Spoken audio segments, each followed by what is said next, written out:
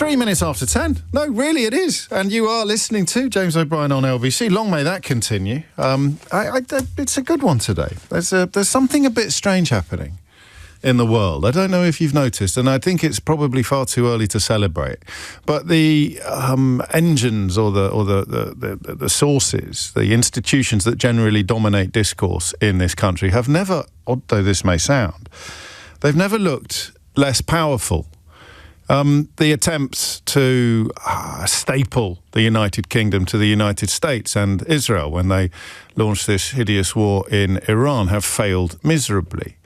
I think the attitudes of most of the public towards Gaza demonstrates that the engines that traditionally dominate discourse in this country are failing. Tony Blair weighing in this weekend, apparently not noticing that his credibility disappeared quite possibly forever the moment he joined Trump's Board of Peas.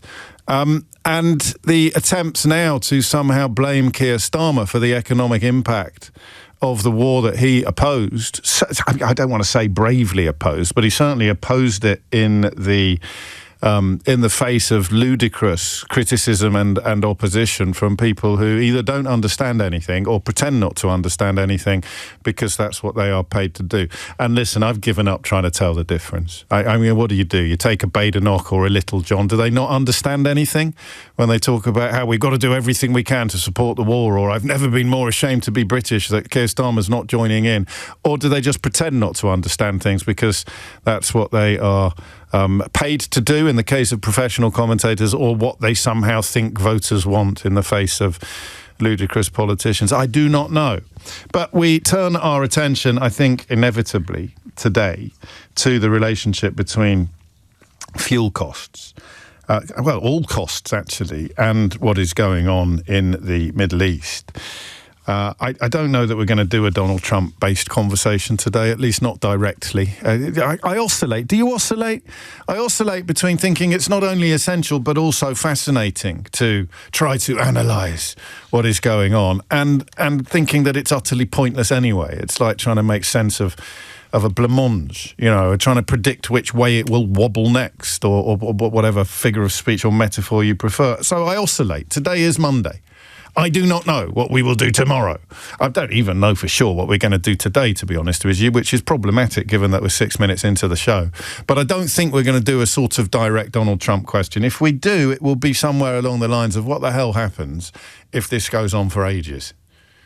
But I think we know one of the most obvious and immediate answers to that. Very simply, everything goes up in price. There's quite a depressing story in the news today. I don't know if you saw it, about job vacancies going up briefly until the war started. It was one of those little glimmers of hope that was just about, if you talk about the oil tanker of the United Kingdom and the ludicrous inheritance that the Labour government received when they won the last election, beginning to turn things round, and then there is a war. Then there is a war that the economic impacts of which haven't really been seen for about 50 years, potentially. Not me saying that, remember. It's Gulf states comparing it to Suez, and it's the International Energy Authority comparing it to the oil crisis of the 1970s. And that's what, I mean, what I really want to do is a bit nebulous. And I can't do it without you. So if you don't want to do this, then we'll find something else to do. But I'm really interested today in energy. I'm interested in the politics of it, obviously, whether or not you think they're going to successfully blame Keir Starmer for the costs of the war that they attacked him for opposing. It is genuinely surreal. I don't like the characterization of my country, because it offends me in some ways as a place where stupid is God. But some days it's really hard to resist, isn't it? The idea that the people who get the big bucks are now either pretending to understand the situation in the North Sea or preparing to blame Keir Starmer for the economic impacts of the war that he opposed and refused in the face of quite extraordinary abuse from a foreign leader, Donald Trump in this case, to join. They're going to try to blame him for it. Whether or not you think that will work is interesting to me, politically interesting to me. I mean, it's obviously cost of living related, but cost of fuel specifically. But here's the question that I think is actually more important. And I want you to, if you think this is an easy question to answer, I would like you to remember that for a lot of people listening, it won't be. In fact, for a lot of people listening, what you think is fairly straightforward and obvious will be completely invisible. Because if you look at what happened after Vladimir Putin invaded Ukraine and after Donald Trump attacked Iran, you will realise that our dependency on fossil fuels remains potentially crippling. Ed Miliband, the Energy Secretary, is dedicated to two things. He's dedicated to self-sufficiency and energy security. So they're very similar to each other, effectively. The idea is that we should, and politicians, remember, in this country don't do the big picture, they don't do the long game, except here. The idea is that we cannot afford to be beholden to the unpredictability of the world when it comes to energy. And if you are to take your energy from sustainable sources, then you not only become secure, but you also become self-sufficient. The two, in fact, are inextricable, right? If your energy is self-sufficient, in other words, we don't have to rely upon anybody else to keep the home fires burning, to keep the engine ticking over, to keep the lights on, to keep the wheels turning. We don't have to rely on anybody else to do that. And then, crucially, we also, as a consequence of that self-sufficiency, we cease to be insecure.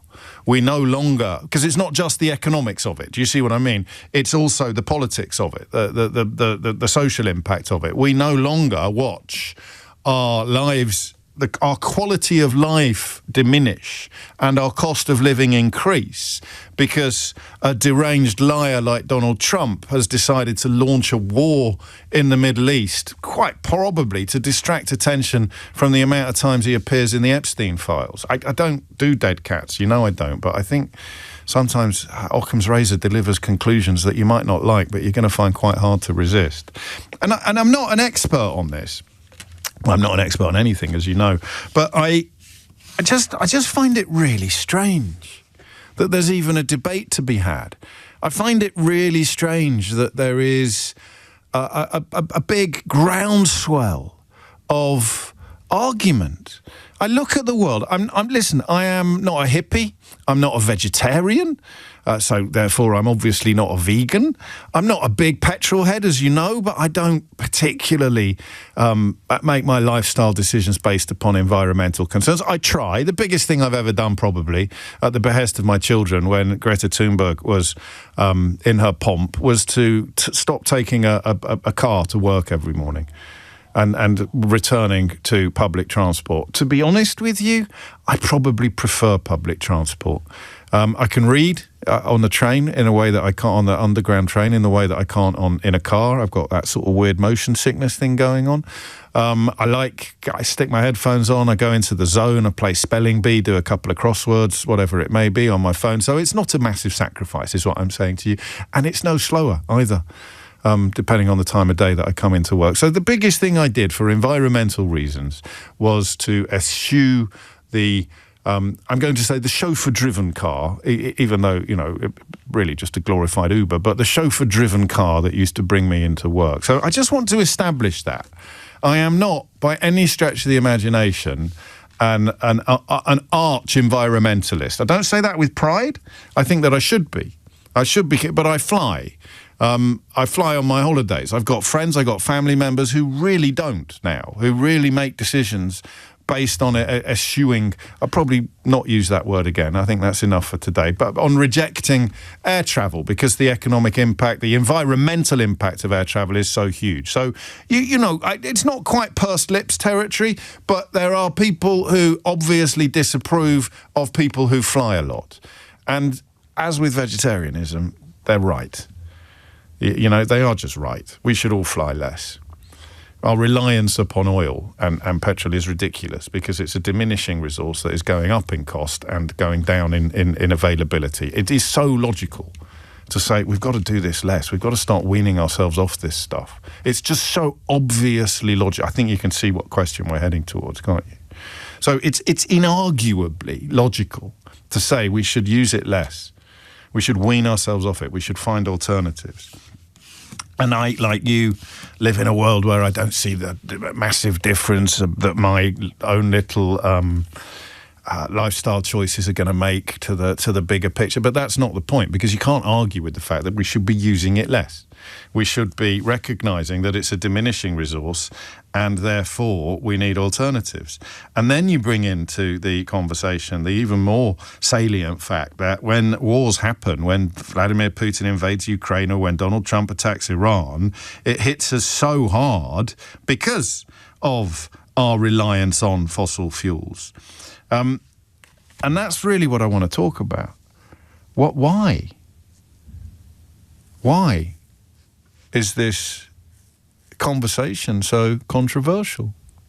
What explains for you the fact that something so blindingly obvious is so debatable in Britain? I've seen worries expressed that the net zero debate will be turned into the next Brexit, which means that the people, if it goes the same way that Brexit went, it means that the people who lie and don't understand anything and are doing the bidding of big business, or not even big business, but just of wealth, will win. And the people who do understand things and the people who do care about the country and the people who do have the welfare of their fellow citizens first and foremost in their minds will lose. And you'd think, wouldn't you, that we'd learned our lessons of Brexit.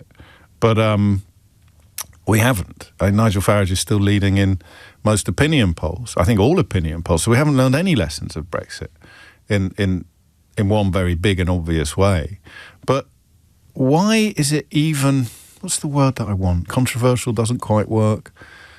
Okay, here it is. I live in a country, right, where the suggestion that moving as quickly as we can towards energy security and energy self-sufficiency is politically controversial. And I want you to tell me why. Because, and this is why I stress the fact that I'm not an arch environmentalist. I'm not thick. I hope you'd agree with that. Of course, if you disagree, 0345 606 0973 is the number you need. I'm not thick, and I pay quite a lot of attention to what's going on in the world. It's my job.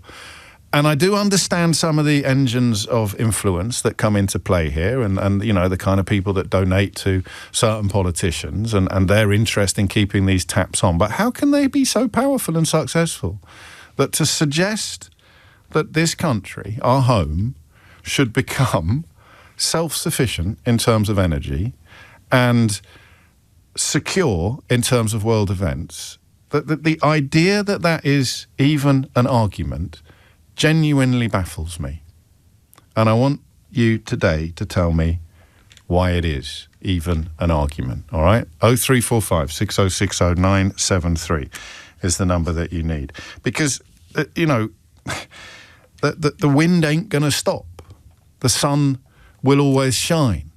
Water will always flow from higher spaces to lower spaces. Harnessing the energy that is infinite and eternal seems to me to be an effort and a target, an aim, an ambition of such ineffable obviousness that the fact that even these words can be construed as controversial or argumentative genuinely baffles me. And the two wars that we've seen in the last 5 years have demonstrated beyond any argument, beyond any debate, that being reliant upon fossil fuels is to our lasting and profound detriment. So why our moves? Why our calls? Why is the ambition to become self-sufficient and secure controversial? Why is it so controversial? Now, I want you to start from a position of complete ignorance. Don't hold back from explaining your answer to this question on the grounds that you think everybody else knows it, because we obviously don't. If everybody else knew the obvious answers to this question, then it wouldn't be a question, would it? We wouldn't be having debates. It wouldn't be controversial. You wouldn't have prominent politicians taking massive donations from climate change deniers and then insisting that we should do more. We should build up our reliance on fossil fuels. I don't know what else is on the list. We'd go for Trump derangement syndrome, don't blame the bankers, phrases that really stupid people use to disguise the fact that they understand nothing. Drill, baby, drill has become the latest example of that. So it is as if you sort of turn your brain off and stop thinking about things. And you just shout meaningless Brexit means Brexit. That's a brilliant one, isn't it? You just shout meaningless slogans and claim that you love it because it's hurting all the right people.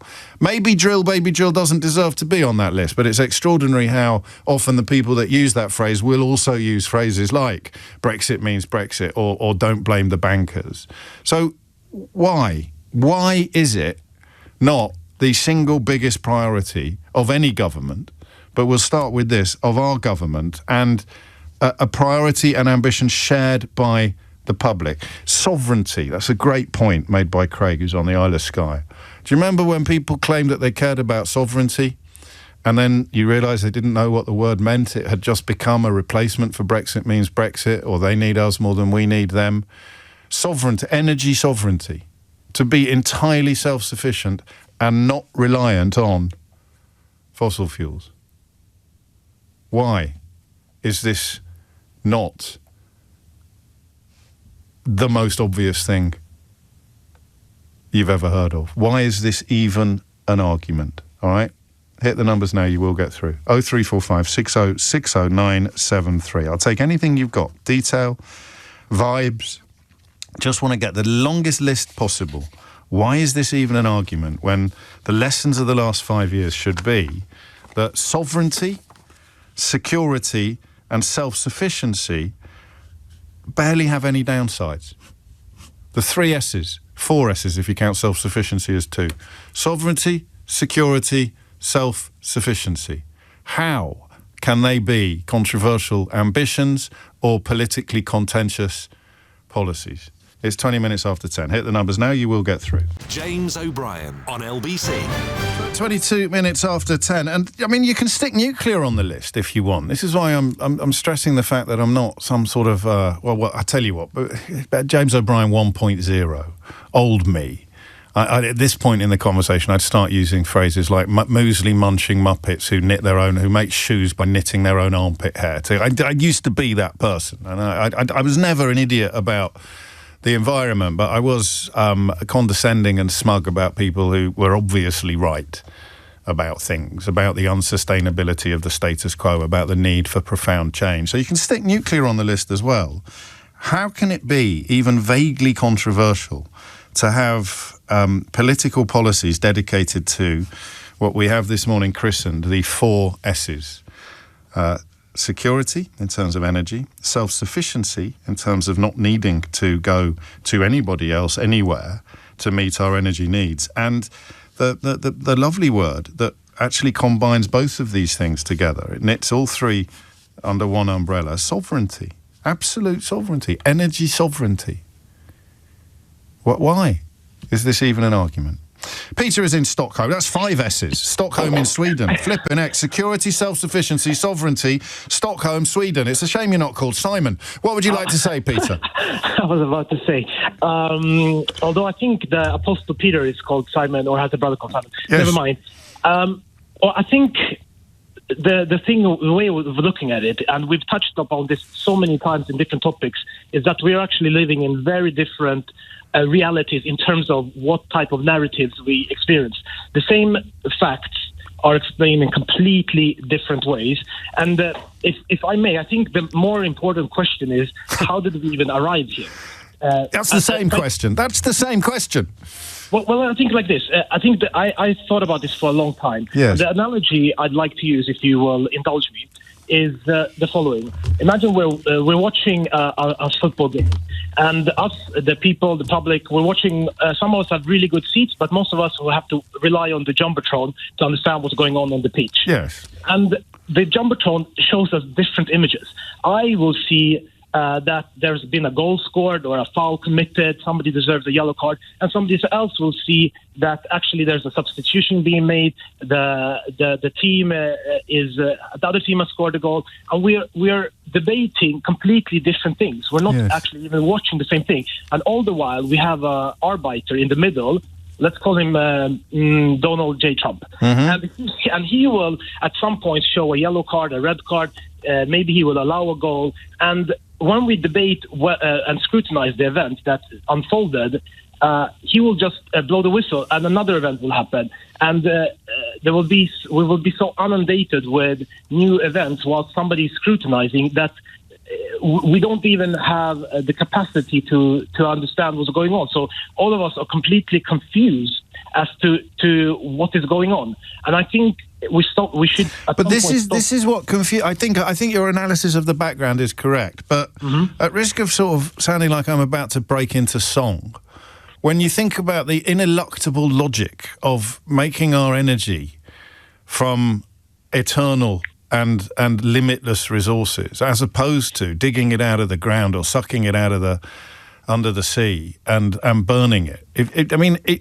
It regardless of how distorting the lenses may be, the fact that it's even in now 50 years, I think about how safer the world would be if we'd done this when we first began to understand the issues. If you go back to Kyoto, I'm sure you're across Kyoto and the desperate attempts back then to keep the world away from safety, security, sovereignty, self-sufficiency. I understand some of what you're saying, but how can any of that explain the objection to or rejection of the idea that we should rely upon things that are infinite as opposed to things that are finite? I mean, fake news. That's what they will say. Trump and people who follow who deny science will say it's all bogus. Tylenol will cause autism. If you do this, it will cause that. That's complete. I mean, how many things can you think of that are completely false if you just look at science? But they will say that, look, the ice age happened before we had any emissions, so it's just natural that climate changes. This is just a hoax by the liberal elite that wants to control the way of living. They are and it works because they can afford to live in their nice houses, and they don't use a car. They don't think about the working people, us working people. Donald J. Trump included somehow confusingly because he was born into wealth. They will just use this type of very emotionally loaded language to make it sound like it's just fake. And always, just don't remember this. I think there's a constant encouragement to stop thinking, to trust your instincts. Yes. Well, to trust instincts. I think another analogy that I find they like to confuse common sense with just observations. So it's similar to me saying that, look at the skyline, the horizon, it's flat, therefore the earth must be flat.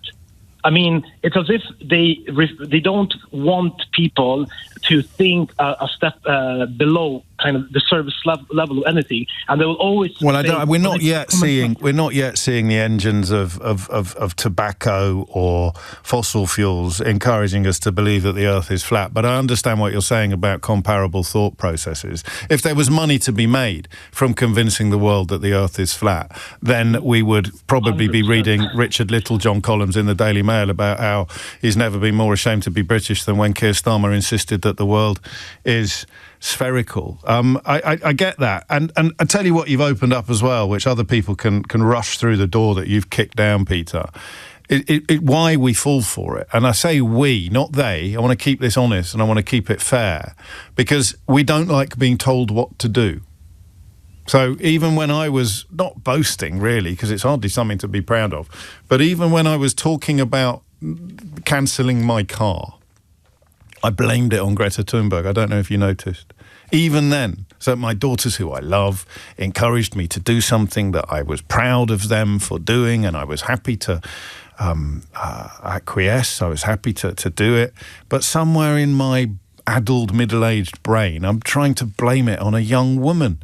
And so it's Greta Thunberg's fault that I have to get the bus to work with all the, the people, all the tube passengers. I don't even get a seat.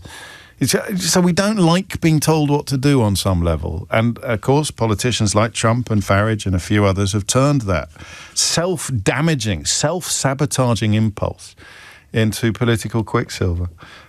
Great start. You can pick up where Peter left off on 0345 6060 973. It's 10:30. Dominic Ellis has your headlines. James O'Brien on LBC. 33 minutes after 10. I'm going to mispronounce this probably. This is from Ian. Everyone needs to Google Lamkate. Have I said that correctly? Lamkate, Lamkate. It sounds like one of those compound verbs to describe a celebrity couple, doesn't it? Well, it does to me anyway. Who would be Lamkate? I don't know. To understand how the UK's electricity is generated, today we are running at 72% renewables. This is Ian in Ipswich, a senior electrician. Without Great British Energy, which is, of course, one of this government's first achievements, we would still be running on about 40% gas. Ed Miliband has done a great job. Also, consider that our imports from France went up after Brexit. That would be energy. If you Google Lamkate, you will see a live dashboard of the energy generation sources that we're using in Great Britain at the moment, and Ian's breakdown, I can tell you, is correct. If I turn to the front page of the Metro newspaper this morning, I read that solar sales are going through the roof. Home generator deals are up 62%, because this is one way in which you can insulate yourself at a personal, consumer level from oil and gas rises brought about by having deranged liars waging war in the Middle East, or, of course, deranged liars waging war in Ukraine.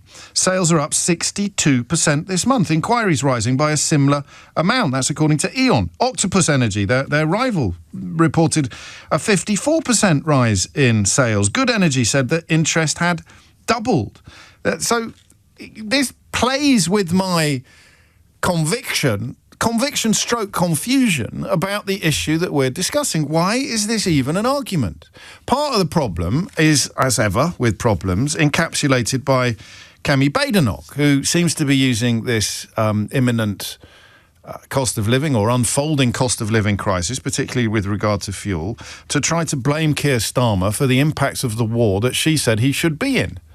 And of course, the nature of our media is such that she will be encouraged and allowed to do so. Anybody using the phrase drill, baby, drill gets put in the same, what would you call it? The same section of society containing people who used to shout Brexit means Brexit, or don't blame the bankers, or Donald Trump derangement syndrome. People who don't understand anything, desperately trying to camouflage their own ignorance, or corrupt people doing the bidding of whoever writes the checks, whoever signs the checks. Kemi Badenoch now, their champion, now doing what they want. I'm going to read you a headline in case you think I'm exaggerating. Right? This is a headline from today's Daily Telegraph. Kemi, I'll cut £200 off bills by drilling in North Sea. I'll cut £200 off bills by drilling in North Sea. Now, finally, I think, was it on the BBC yesterday? Finally, an interviewer put her in a position where she would have to account for this claim. It hasn't stopped the Daily Telegraph from sticking it right at the top of page 4 this morning. I will cut £200 off bills by drilling in North Sea. Spoiler alert, you won't. You can't, and you should know that. Turns out that she quite possibly does. The drilling isn't going to go directly onto people's bills, no. So how can the Daily Telegraph still be reporting today that she's going to cut £200 off bills by drilling in the North Sea, when she herself said yesterday, and she said it twice actually, I'm going to treat you today. I'm going to let you listen to it both times. So let us repeat the first one. The drilling isn't going to go directly onto people's bills, no. And then let's hear her saying it again for the avoidance of doubt, because she's not the most reliable of commentators, is she? So, we better double check that she understands what she was saying. No, I'm not saying that once you drill oil and gas in the North Sea, it's going to go straight onto your bills. So why is the Daily Telegraph today reporting that she's going to cut £200 off your bills by drilling in the North Sea? Answer, they're playing into the drill, baby, drill rhetoric beloved of idiots who used to use phrases like Trump derangement syndrome, Brexit means Brexit, or take back control. This is why I get frustrated. Because if you are a Brexiter, or you were, because if you still are, you probably shouldn't be listening to this programme. It'd be bad for your blood pressure. If you still are a Brexiter, take back control was one of the things. This is real. This is actually sovereignty. This is actually taking back control. So how are you being successfully persuaded to be opposed to it? Tavis is in Aberdeen. Tavis, what made you pick up the phone? G'day, James. How you doing? We've spoken a couple of times in the past on various things. You're a professor, I think.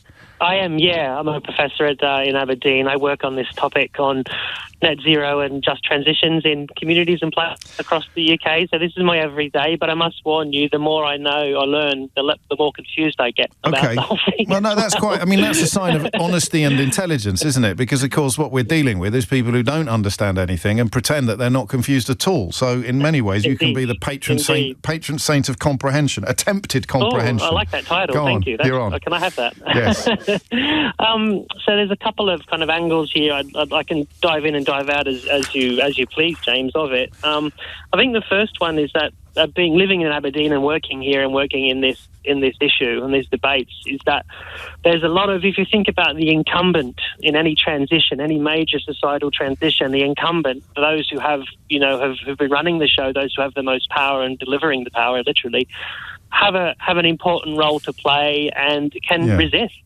There's a lot of cultural, political and economic capital in the oil and gas industry.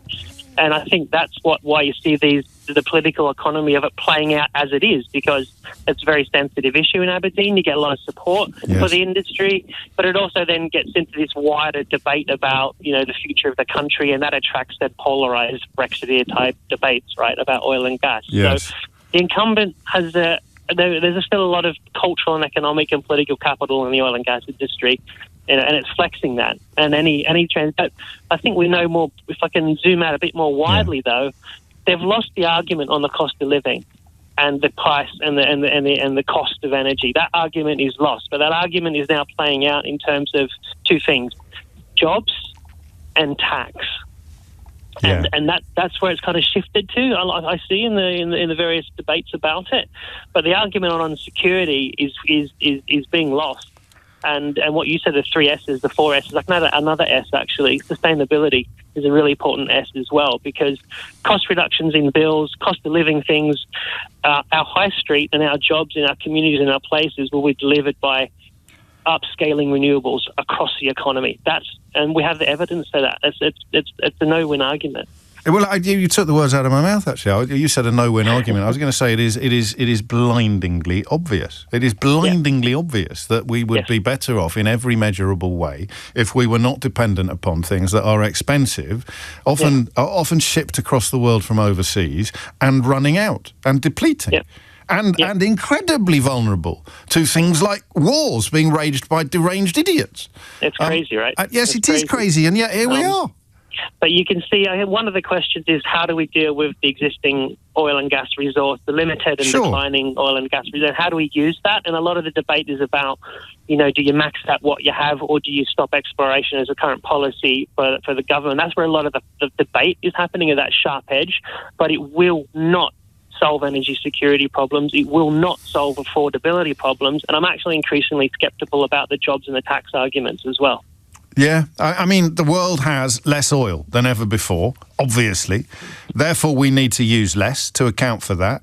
And the arguments that you're describing are about whether or not they're going to bring down the price of petrol by a fraction for a short amount of time, while the bigger picture is allowed to continue unfolding in such a ridiculous fashion. And the opposite side of what you said just, James, you said the world has less oil, and that is correct in terms of the supply, but there's the other side of the scientific argument. There is actually too much oil out there at the moment to keep us under. We're going to breach 1.5, we'll probably breach 2 degrees, and that's where the real social, environmental and economic disasters will start happening and are starting to happen. So we have too much at the same time. Sorry, you're absolutely right. And that speaks directly, of course, to the question of whether or not we should maximise resources while also moving towards net zero, or moving towards sustainability. I say they should call it that, because they've managed to turn net zero into a dirty word, right? Like they did with European Union or toxified. Human rights. We wrote a report about it, a paper about it a couple of weeks ago, which is publicly available and called Stick and Twist, and it's about, the net zero language has got us this far, and it's been quite successful. Decarbonised half the economy, particularly around power production, getting rid of coal and putting renewables on. It's really successful. But the future bit, the next 20 years, the really hard yards where we have to deal with people's social values and behaviours and households, that's the hard bit. And using the net zero language isn't really working. We need to find a new way of we should go with the S's. Let's do the S's, man. I'm sold, mate. It's brilliant. Sovereignty, sustainability, security and self-sufficiency. Do you want to come work for me? I got all the S's. I don't know if you can afford me, Tavis. What about this story here? Just your professional reaction to it, about the solar panel sales and home generator sales going through the roof. And it shows that people are actually cutting through the noise that people like I have to deal with because it's my job, but normal people, and the numbers might be impressive, but they are still percentages. So, you know, doubling a relatively small start is not that significant. But it does rather suggest that people are seeing through the noise and making decisions for themselves based upon the facts and the science. Yeah, you're seeing, and again, it's kind of how you kind of introduced this, that you're not necessarily an environmentalist like I am, but it's money talks in a lot of ways. So that increase in sales is mirroring a decrease in the cost of solar panels, a decrease in the cost of batteries, the accessibility of information on how to do it, and you're seeing a real strong response from people, households in these growing areas. There are now almost 1 million green jobs in the UK, about 950,000. Inverted commas, green jobs in the UK. And that can only go up. They will only go up. They will only go up and keep rising. And it's assuring how we can then really make this a democratic process, get the jobs out there and have the benefits in communities, not the benefits captured necessarily by the incumbents we talk about. The incumbents, all about the incumbents. You're brilliant, you are. And thank you. I'm so glad you really are, because you've also reminded me of some of the recurring themes that we're talking about here. Because if you talk about a government that is not favoured by the oligarchs, that is not dedicated to protecting the wealth of the super rich and using the media that they own to encourage us all to blame foreigners for the inequalities and the unhappinesses that we endure, it's getting the message out there that's the problem. You've got your so-called think tanks, which are really just lobby groups who won't tell you who pays their bills because it's going to be tobacco companies and fossil fuel companies. And then you've got right-wing politicians who are either too thick to understand what they're talking about or in the pockets of the kind of interest that we're discussing.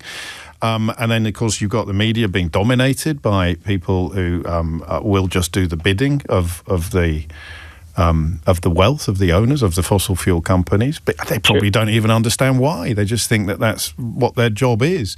And then the people doing what you do, the platform you have, is infinitesimal in comparison to the platforms that they have. And even if you got on the BBC, you'd have to argue with, I don't know, probably Andrea Leadsom or some absolute midwit about the subject that you've dedicated your entire life to studying, but here's 30p Lee Anderson to tell you why you're wrong. Yeah, that's happened a few times. I wouldn't wish it on my worst enemy. And of course, all of this makes sense. I don't know what you're doing. Thank you, Tavis. As you listen to this, I don't know whether you think, oh, flipping heck, he's right, isn't he? Because, of course, the people that we need to reach are the people that subscribe to phrases like Brexit means Brexit, let's go WTO, don't blame the bankers, drill, baby, drill, take back control, Trump derangement syndrome, and now here we are again. And you just need Michael Gove to pop up and say, well, I think we've all had enough of experts, haven't we? Which is how you deal with people like Tavis. Either that or you book him on Newsnight and stick 30p Lee or not Newsnight. That's not fair on the team down there. That was true when I worked there. But now you book him for the BBC. Trevor Phillips on Sky yesterday. It's got Bridget Phillipson there. They're talking about a 1p rise in fuel duty that may or may not come round next September. Absolutely ridiculous. Jill Rutter, who is a brilliant commentator on matters political, she's a senior fellow at the Institute for Government, she pointed out yesterday that it is absolutely stupid, her word, that a major focus of policy response to the Iran war is on the planned 1p rise in fuel duty in September. She said this while watching Trevor Phillips interview Bridget Phillipson on Sky News yesterday. Of no help now to anyone to abandon it. It shows how trivial our political debate has become. And she also points out that more drilling in the North Sea is not a serious short-term response. Making sure that we max out the North Sea could be part of a long-term strategy, but it shouldn't even be part of the discourse at the moment. And what's extraordinary is that even though the headlines still pretend not to understand this, Kemi, says the Daily Telegraph, I'll cut £200 off bills by drilling in North Sea.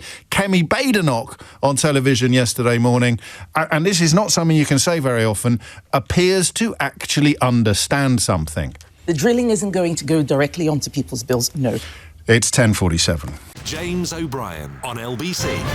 Feudal, do you think? Do you ever look at the world and think, goodness me, if only we could get rid of the cap doffing and the forelock tugging, then everybody would be better off, except the monarchs and the earls and the dukes. I mean that metaphorically, not literally by way of title. I mean, it would have been true 500-600 years ago that there was a titular identity to the people who were just laughing all the way to the bank. But is it feudal? So you look at people sometimes and you think, how can you be missing so much with regard to the environmental conversation? How can you be parroting Donald Trump's idiocy when he says drill, baby, drill? Do you not have any understanding of the most basic tenets of both science and humanity? And you think it's feudal. You notice this. You see it with people like Elon Musk. There's a sense, isn't there? And I guess we just split the population according to people who suffer from this syndrome and people who don't. There's a sense that if someone has got a lot of money, they must be possessed of other attributes. If someone has got a lot of money, whether they made it or inherited it, then they must be worth listening to, or they must be decent. There's a great piece on, is it Mother Jones? Is there a website called, is there a media platform called Mother Jones? I was reading about Epstein at the week. There's a brilliant piece on Epstein, published a couple of years ago, actually. And it's about what you might describe as the fetishization of wealth.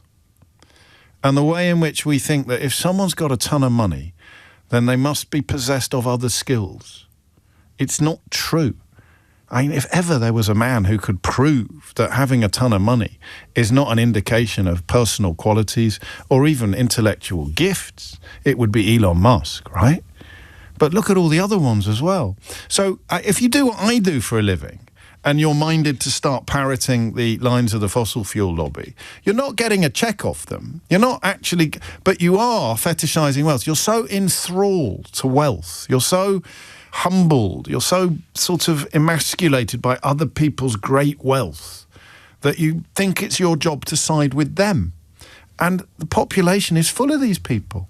So you do what I do for a living and you come out shilling for great wealth even though you don't have great wealth, then, you know, you're getting paid, it's a living. But it's the ordinary people. But Brexit is a brilliant example of this. A brilliant example of it. When ordinary people go, yeah, I'm with the rich people, me. I'm with the rich people. And it's feudal. It explains why we've never really had a revolution in this country. It explains almost all public discourse. Why do you think they're putting so much effort at the moment into making you hate foreigners in general and Muslims in particular? Answer, because if we actually woke up to the reality of wealth distribution, inequality and the cost of living, there'd be a revolution. I came close in my lifetime during the, what was it called? The Occupy Wall Street movement. I have a pet theory. It's probably a conspiracy theory.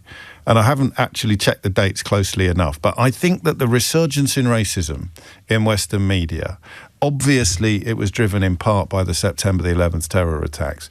But I think it was also driven by a terror of what the Occupy Wall Street movement represented and the way in which ordinary people were beginning to really articulate the idea that no one should be as rich as Elon Musk. Full stop. Next question. No one, ever. It's ridiculous. People sleeping on the streets outside, and there's some people who are going to make more money in the next 30 seconds than you're going to make in your entire life. And you're on their side.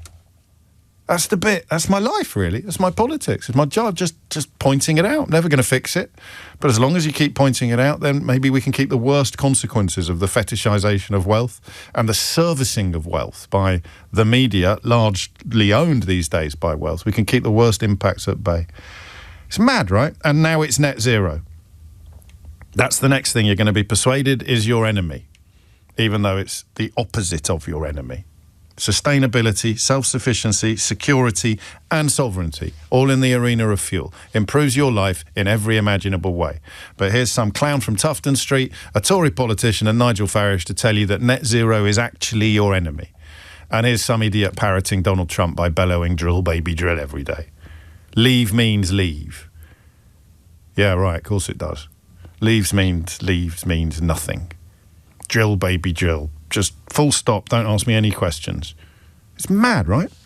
Daniel's in Aberdeen. Look at that. You wait ages for a call from Aberdeen and then two come along at once. Appropriately enough, given what we're discussing. Daniel, what would you like to say?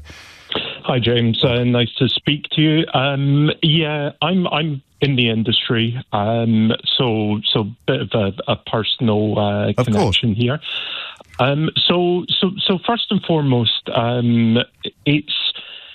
it's resistance to change in sort of a broad kind of level, and what's driving that? Certainly over the last few decades, we've been pulling in sort of this American kind of perception of freedom, and I think that's got quite a lot to do with this from a public perspective, whereby nobody likes to be forced or feeling like they're forced into something. You hit on it earlier on. I buy that. Exactly right.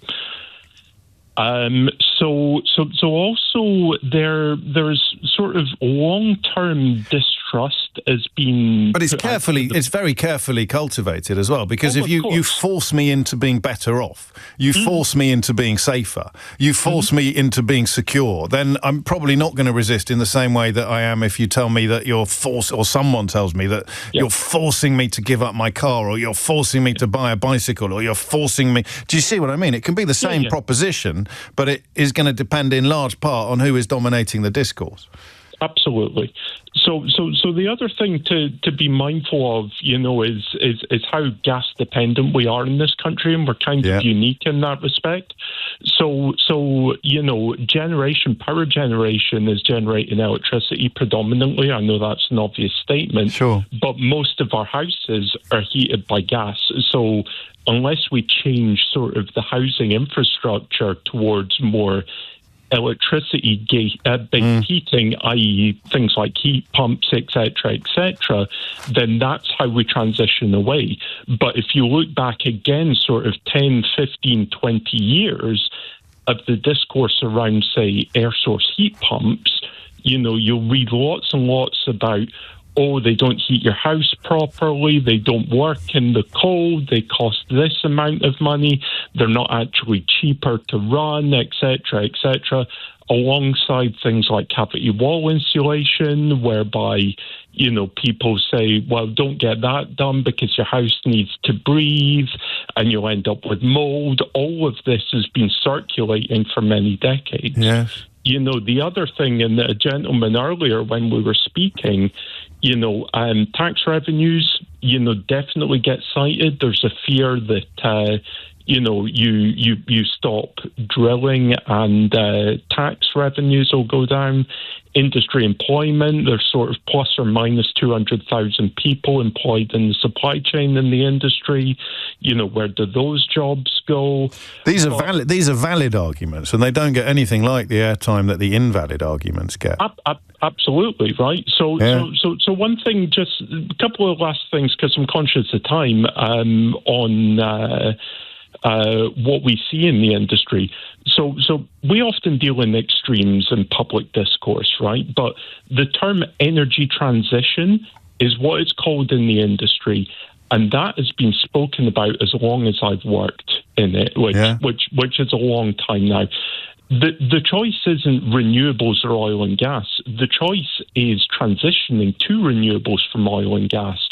The decision is when, right? And how fast it goes, and yes, and you're absolutely right. And of course, I mean, China, often cited during these debates by people who don't understand much, is riding both horses at the same time on an extraordinary scale. And I don't think we would want to endorse that path necessarily. But no one is suggesting that you shut all the historically, briefly. Because you've just reminded me of something I read last week, and I can't remember whether I mentioned it, and it's about why we are more vulnerable in the United Kingdom to the events in Iran than almost any other country, economically, obviously not militarily. And it is because of our very, very heavy reliance on gas compared to other economies, comparable economies.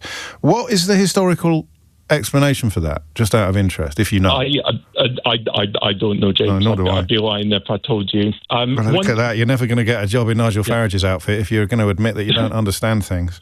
Couple of last things. Hang on, we're out of time. Can you do it in 30 seconds? I can. Go on, then. So it's said on the radio often that it doesn't change the price. Oil prices global, it's off Brent crude or West Texas Intermediate. Please put more focus on the fact that gas price is driven predominantly local through MBP. Okay, so it's very, very disingenuous to say that both oil and gas are driven from a global price, because that's absolutely not true. Well, I'll never catch on, but an absolute cavalcade of expertise on the programme this morning. And, of course, that's the enemy of the rhetoric. That's the enemy of what fossil fuel companies pay Tufton Street think tanks to do. And, of course, you name, apart from this programme, you'll find a spokesman from one of those think tanks popping up to contribute to this debate with absolutely no understanding or expertise before the day is out, I suspect. It's 11:01. James O'Brien on LBC. It is 5 minutes after 11. A bit change of pace now, complete change of focus. And we do something that I think is almost once in a decade occurrence. We're taking a story from the Sun newspaper. It still exists. Did you know that? And we are looking at their front page story, which is statistically sound, albeit that there are some fairly comical elements to it. And it is about the failure to solve burglaries. In fact, a 92% failure to solve burglaries. There may be some wiggle room or some room for analysis in the statistics, in which case feel free to provide it. But you're basically looking at a third of the country in which a force, a police service, failed to solve a single burglary. I mean, they ruin this a bit by getting Chris Philp, Shadow Home Secretary Chris Philp to condemn it, as if the Tories weren't in charge over the decade and a half during which the police were. I remember Theresa May, when she was Home Secretary, speaking to the Police Federation in Manchester and telling them to stop scaremongering about the fact that crimes will increase and be solved less if you reduce the number of police officers. Of all the things that I mention to you on a relatively regular basis on this programme, I think that's one of the ones where I have to just double-check that my memory hasn't gone doolally. Did the Home Secretary really stand in front of the Police Federation and accuse them of scaremongering when they warned that if you reduce police numbers, you will reduce crime prevention or crime solution? You will increase crime if there's fewer police. It seems to me to be a fairly logical state of affairs. But I want to take a step back with your help today. And I want to do the why of it. I don't have a graph in front of me. I was born in 1972. I know, it's incredible. It's because I moisturise. But I was born in 1972, and in my mind, right, this is probably a very poor case of in my dayitis. I'm probably suffering from one of the things that I generally condemn others for suffering from. But I haven't got a graph in front of me. I need a graph that shows me, starting in 1970, say, the solution rate, the clear-up rate on burglaries, on housebreaking. So in my mind, if we had been burgled in Kidderminster in the 1970s, in my mind, it would have been solved. But I don't know if that's true or not. And I don't know what the percentage likelihood is of it having been solved in the 1970s. So I sit there and I think to myself, what a wonderful... No, I think to myself, oh, this is awful. Obviously, things are worse now than they were previously, I think.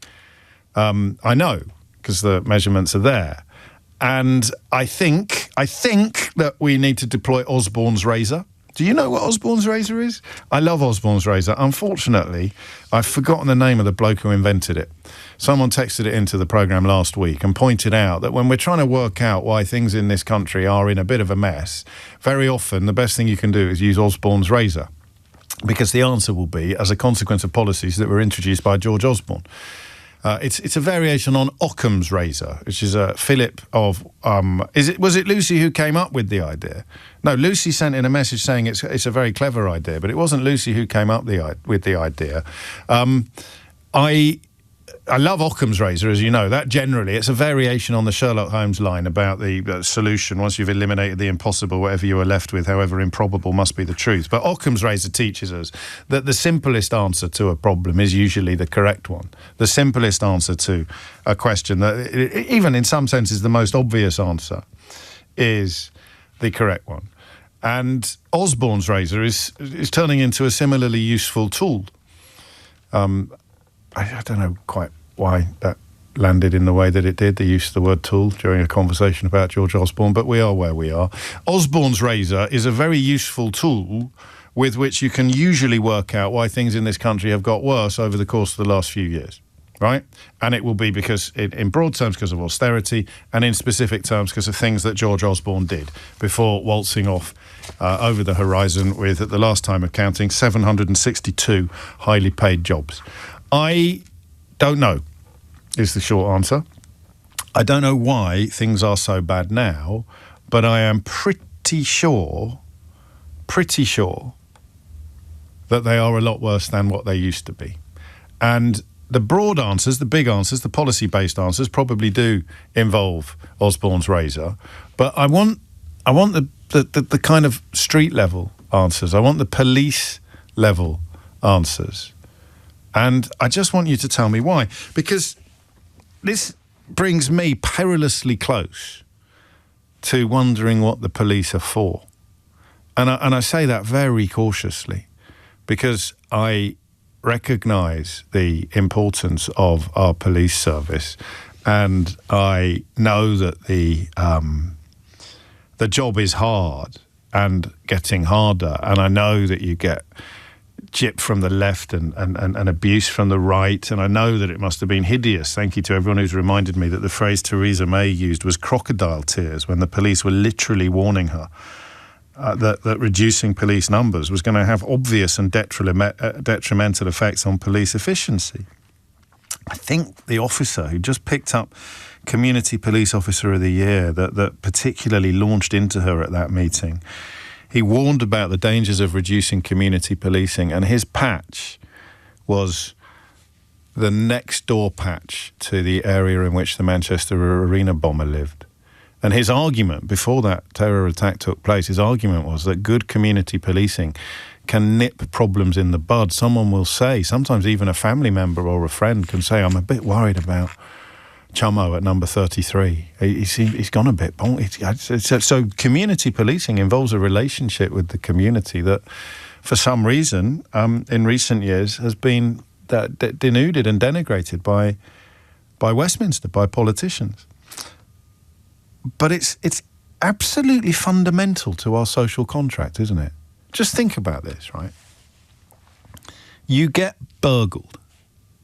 That there are few more traumatic experiences that you can go through than waking up in the middle of the night to realise that there's somebody downstairs, or coming home from a night out or a day out and discovering that someone has nicked all your stuff, right? Someone has nicked your gear. And you pick up the phone and you ring the number, and until it happens to you, it doesn't matter how many newspaper reports you read or how many statistical analyses you have discovered. Until it happens to you, I think, and listen, correct me if I'm wrong, until it happens, I think we still believe somewhere inside that the police will sort it out. Or at least that they will try. And the sad fact is that they won't. They won't. They definitely won't sort it out. And they probably won't try. And I want to know how we've ended up here. Because you get in, for me, 20 years ago now, I woke up in the night and there was somebody downstairs. There was somebody downstairs handing our goods, our worldly goods, through the window that they'd opened, that's what woke us up, because there was, when a door if there's a draft, the door rattles a bit, and it had woken us up.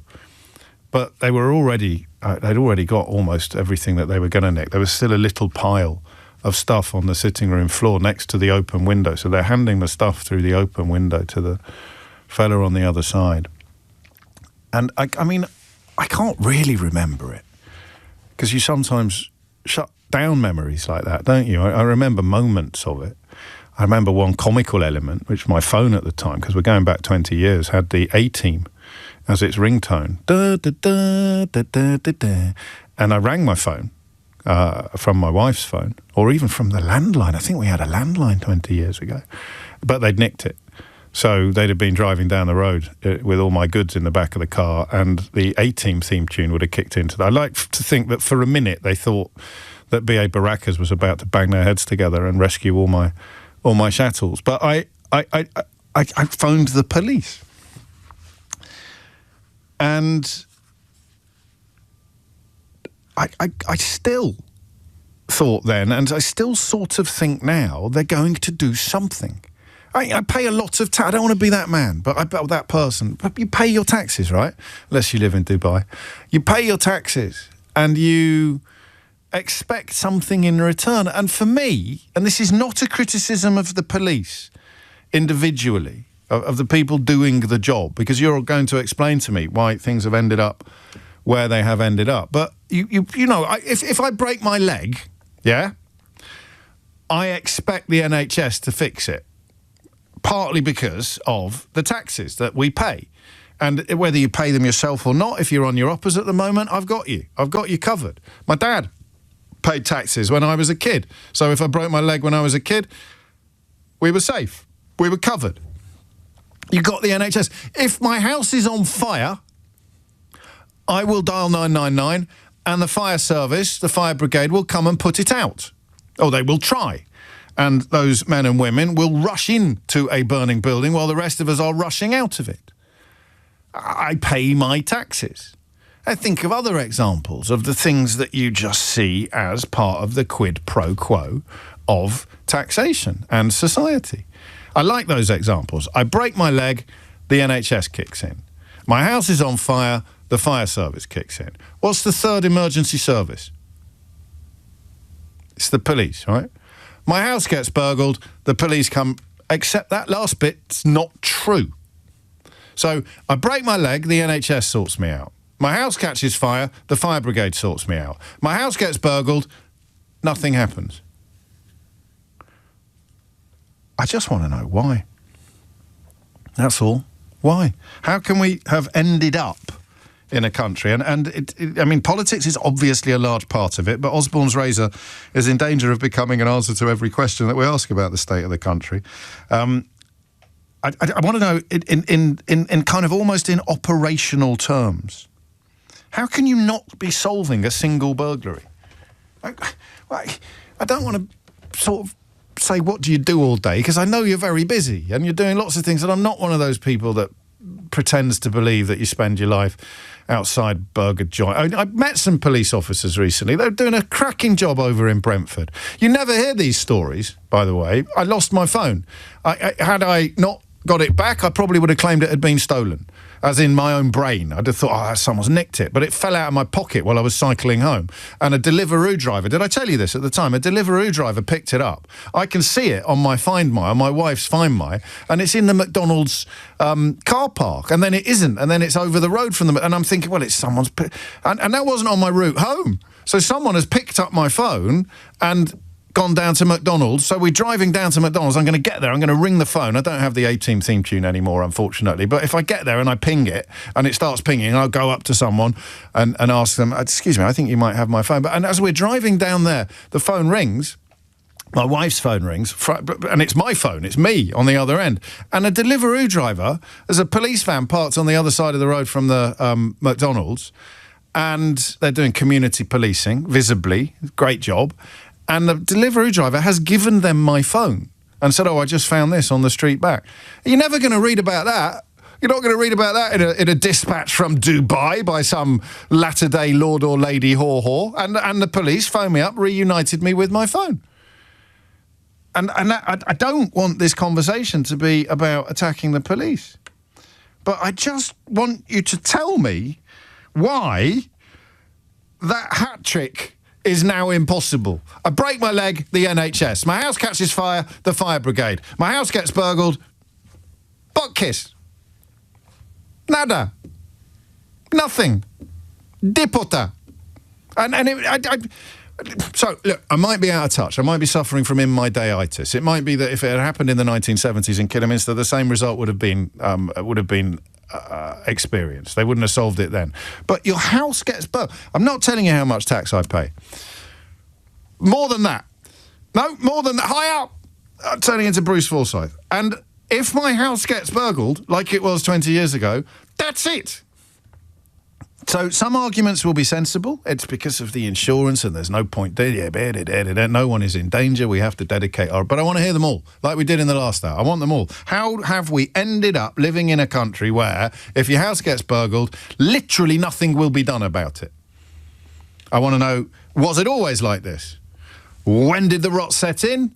And I don't think I want to ask whether or not there's any way we can turn this oil tanker around, because I think we all know the answer to that. Why is burglary no longer taken seriously by the British police? 0345 6060 973 is the number that you need. I break my leg, the NHS. Washing machine catches fire, the fire brigade. House gets burgled. Sorry, mate, you're on your own. How did that happen? Hit the numbers now, you will get through. James O'Brien on LBC. 22 minutes after 11. Listen, I don't like tabloid journalism. I don't like lazy attempts to provoke an emotional reaction, often in direct contradiction or ignorance of the facts.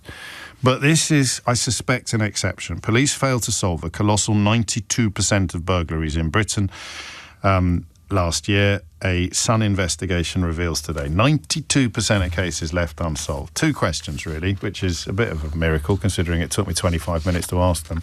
Two questions. Has it always been like this? And working on the presumption that it hasn't, why is it like this now? What's happened? What's changed? What's occurring? Phil's in Westminster. Phil, what would you like to say? Hi there, James. Hello. Yes, I mean, with burglary, I think it's a really horrific crime because your personal space is being invaded, yes, and you should feel safe at home. And so it's really like one of the most horrible crimes, because if you can't go home and shut your door and feel safe, where can you feel safe? It is a violation. I don't even think that's an overused word, to be honest with you. But it is. Apart from bodily violation, it's the worst thing that you can imagine as a citizen. Yeah, you think, despite what might have gone missing, have they gone through my clothes? Yeah. Have they done this and so forth? So when I joined in 2010 in the force, I thought, I was naive. I'd be walking down the road, I'd see a burglar at some point, and I'd be able to stop that. And of course, they see the uniform. Yeah. So that never happened. Tell me about the moment you realised that is not what you were going to be doing. Well, I was doing the beat because I was on Safer Neighbourhoods. Yeah. Before they got cut to smithereens. Yeah. But it's I thought, I'm in a uniform with a big hat. They're going to see me a mile off, and I think they probably wait up in cars.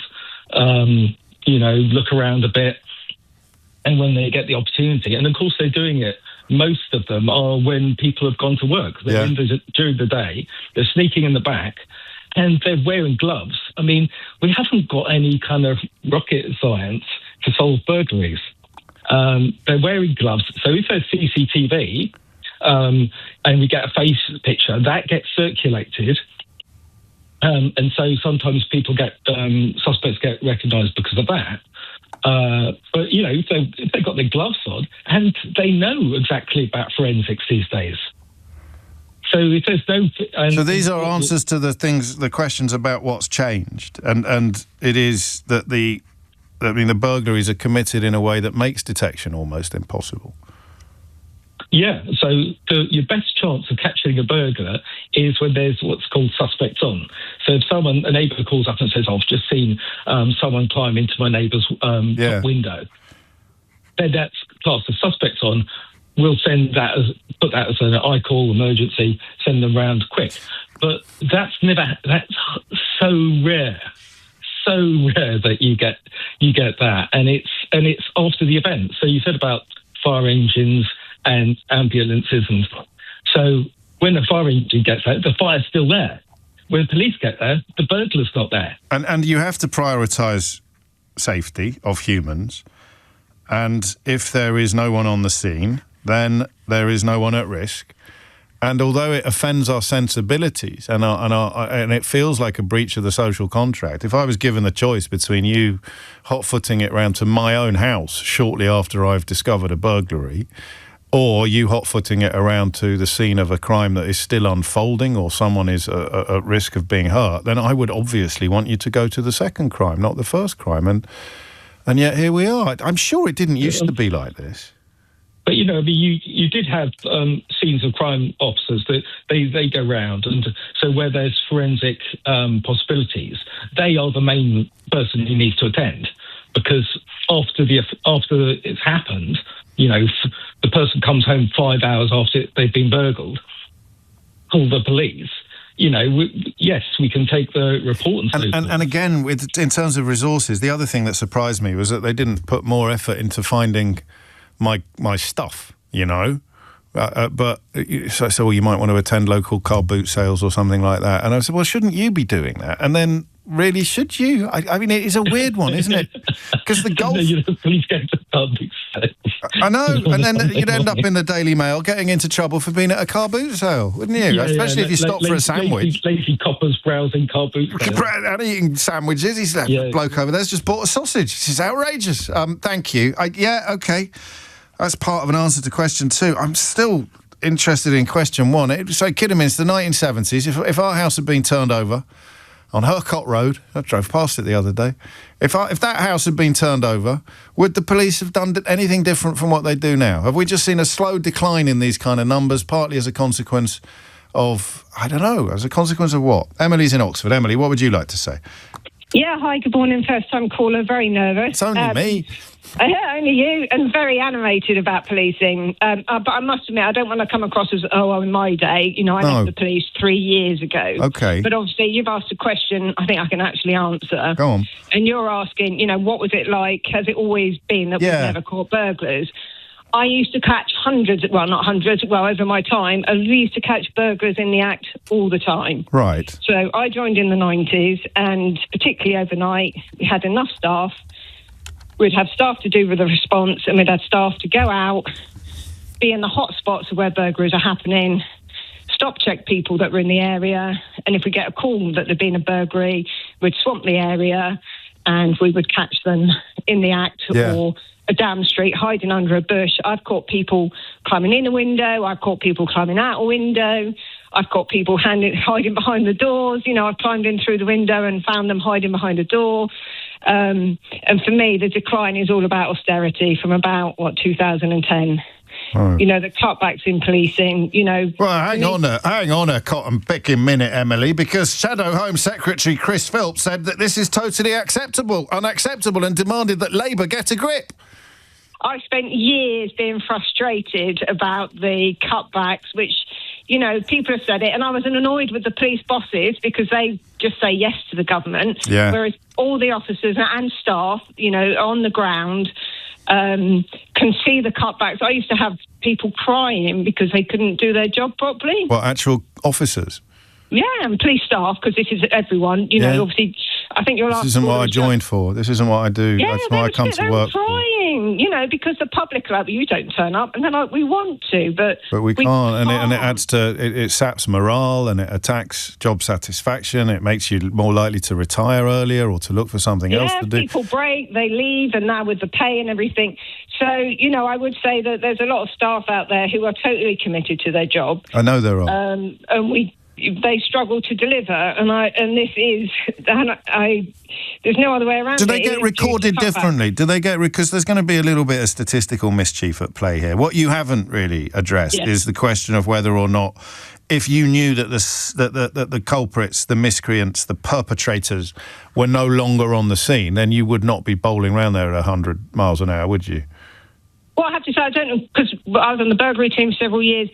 And it's not always you have to be there at sea. You know, if it's happening there and then, and you can catch them, that's amazing. You know, that's amazing. But how often did you solve burglaries after the event, as it were? So quite often. And it's okay for scenes of crime. And yes, you might not get someone there straight away, but if you can get scenes of crime there to do their job, they will do it. And then what that will then be is part of the picture where there's I used to be a dedicated officer for a set area, and I would review and scrutinise, and I'm sure this still happens in the morning. People will scrutinise every burglary in the area, and they will have a good off people will know who that person is or have a likely idea who's done that crime, because burglars aren't that complicated, So this is just literally, you're talking about hours in the day then, really? Just bodies on the ground and hours in the day? Hours in the day to scrutinise everything, to understand it, get a pattern, work on it, and over time you will get that person, but it takes time. This is what is so unfair about it all, is that you and your colleagues get the blame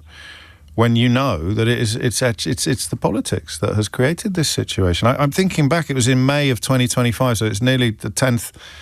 May of 2015, so it's nearly the 11th anniversary of Theresa May standing in front of the Police Federation and using the phrase crying wolf, telling your colleagues that they had to stop crying wolf about warnings that the impact of budget cuts would have on policing. She accused them of scaremongering, and you have to presume that she believed it. She somehow believed that reducing police numbers would not reduce police effectiveness. I think she did, because I used to live in her area. So she was an MP, and she was actually very good locally. Yeah. But I don't know what happened when she went national. But absolutely, of course it will. Yes, I agree. There's always, good to review, restructure, have a focus. And also you've got to be careful of what measures gets done, because obviously you don't want skewed behaviour around that. But, the moment from there and the reductions, you get staff. You don't join the police for an easy job. You join because you want to serve the community. Crying wolf, though, eh? I mean, that's extraordinary, isn't it? That she'd have the audacity to stand in front of a room full of police officers and tell them that they should just shut up and wind their necks in. My husband was there, and it's a good job he's not on the phone, because he would be a little bit more vocal than me about it, because he couldn't believe it, because we're not stupid people. We're committed to serving the community and making everyone feel safe. I'm very late for the news. I've just noticed. Yeah, no, it's all right. It's not your fault. Don't go yet. It's my fault. Is there any way back? Yeah, absolutely. Neighbourhood policing, support people, get experience, make people stay, make people want to join the police, because it's an amazing career. Put Emily in charge. There you go. Put Emily in charge. She'll be sorted by Christmas. 11:33 is the time. Dominic Ellis has your headlines. James O'Brien on LBC. It is 11:36. Do you think we should get the laminator out again? Do you think? We've got one thing laminated so far. I'm going to be very sparing. Eleanor went a bit nuts and laminated some maps, but I don't really understand why. Why did you laminate the maps? Do you know why? We just got a bit excited with the laminator, didn't you? Like a child in a sweet shop. So look, this is what I've got there. If you're watching on YouTube, you can see this, or you can go to YouTube later. And why did you laminate a map of the world? Well, I know, but still... And look, I've got a laminated map of Africa as well. And then I've got an alphabetical list of NATO countries with their flags as well. So those are the three things that I didn't ask to be laminated. But my producer, for reasons... I'm not even sure that you know why you laminated them, do you? If we're honest? You just laminate... It's a bit like that guy in Friends. Do you remember? Is it Phoebe's brother who just liked melting things? They said, do you have any hobbies? Was it Phoebe's brother? I think it was Phoebe's brother.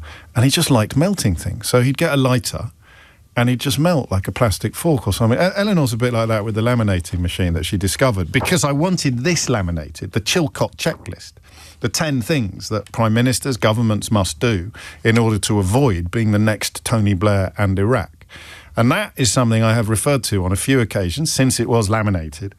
And I love it. It's brilliant. I'd have to write it out more neatly or type it, but I can't get this laminated until we've completed the list. So it's a list of stupid slogans that stupid people use to disguise their own stupidity when they're dealing with quite difficult political issues, or often actually quite straightforward political issues. So on the list at the moment, we've got and in no particular order, let's go WTO. Do you remember that? Sheesh. We've got Brexit means Brexit. It's not all Brexit, don't worry. We've got don't blame the bankers. That was extraordinary in the immediate aftermath of the international financial crisis caused by bankers. The kind of people who use phrases like Brexit means Brexit or drill baby drill started insisting that you shouldn't blame the bankers. Which brings us to line 4, drill baby drill. A phrase currently being used by stupid people to disguise the fact that they're stupid, or that they're not stupid, but they are fetishizing wealth and doing whatever it is that wealth wants them to do. Take back control, all right, that's Brexity. Trump derangement syndrome, that's a classic example of stupid people deploying a slogan to disguise the fact, or in fact on this occasion to insult the people who understand things. Sadly, I don't see that in my inbox so much anymore. And they need us more than we need them. That's a great one as well, wasn't it? I think David Davis came up with that. David Davis. So that is 1, 2, 3, 4, 5, 6, 7. If we can get it up to 10, I'll get it. Oh, look at you. You're so excited, aren't you, by the idea of getting back down to the... What floor is it on? Is it? Oh, it's in the basement as well. That's amazing. A lovely, lovely bunch of people down in facilities. They keep this ship afloat. They keep this entire building buzzing. But anyway, we found the laminator. Project Fear. Project Fear goes on the list. We've got a lot of... I'd like to have more than 10 to choose from, and then I'll whittle it down to 10. But yeah, Project Fear has to go. You hear someone saying drill, baby, drill, you can guarantee that they were saying Trump derangement syndrome 6 months ago and Project Fear 10 years ago. We've put together a nice list of things on there. We've had enough of experts doesn't quite work. This isn't the phone-in. You can WhatsApp it. WhatsApp 0345 6060 973, or you can text 84850. We want to get, if we get a lovely list of stupid slogans used by stupid people to disguise the fact that they don't understand anything, then we'll get it laminated. And I can then refer to it on a regular basis. Back to the police and the question of why... If I break my leg, I love this. You can tell when I come up with something that I love because I repeat it to the point of you getting really, really bored and tired of hearing me say it. If I break my leg, I phone the NHS and they fix my leg. If my house is on fire, I phone the fire brigade and they come round and try and put it out. If my house gets burgled, I phone the police and butt kiss. Nothing. Why? How did this happen? And did it used to be like this? Vicky's in Inverness. Vicky, what would you like to say? Oh, hello. Hello, can you hear me? No. Well, I could. I was joking. Obviously, if you could hear me say no, then I could hear you, couldn't I? I'm so sorry. No, I felt compelled. I felt compelled to bring in about this. I was in the police between 2001 and 2017. What were your detective skills like?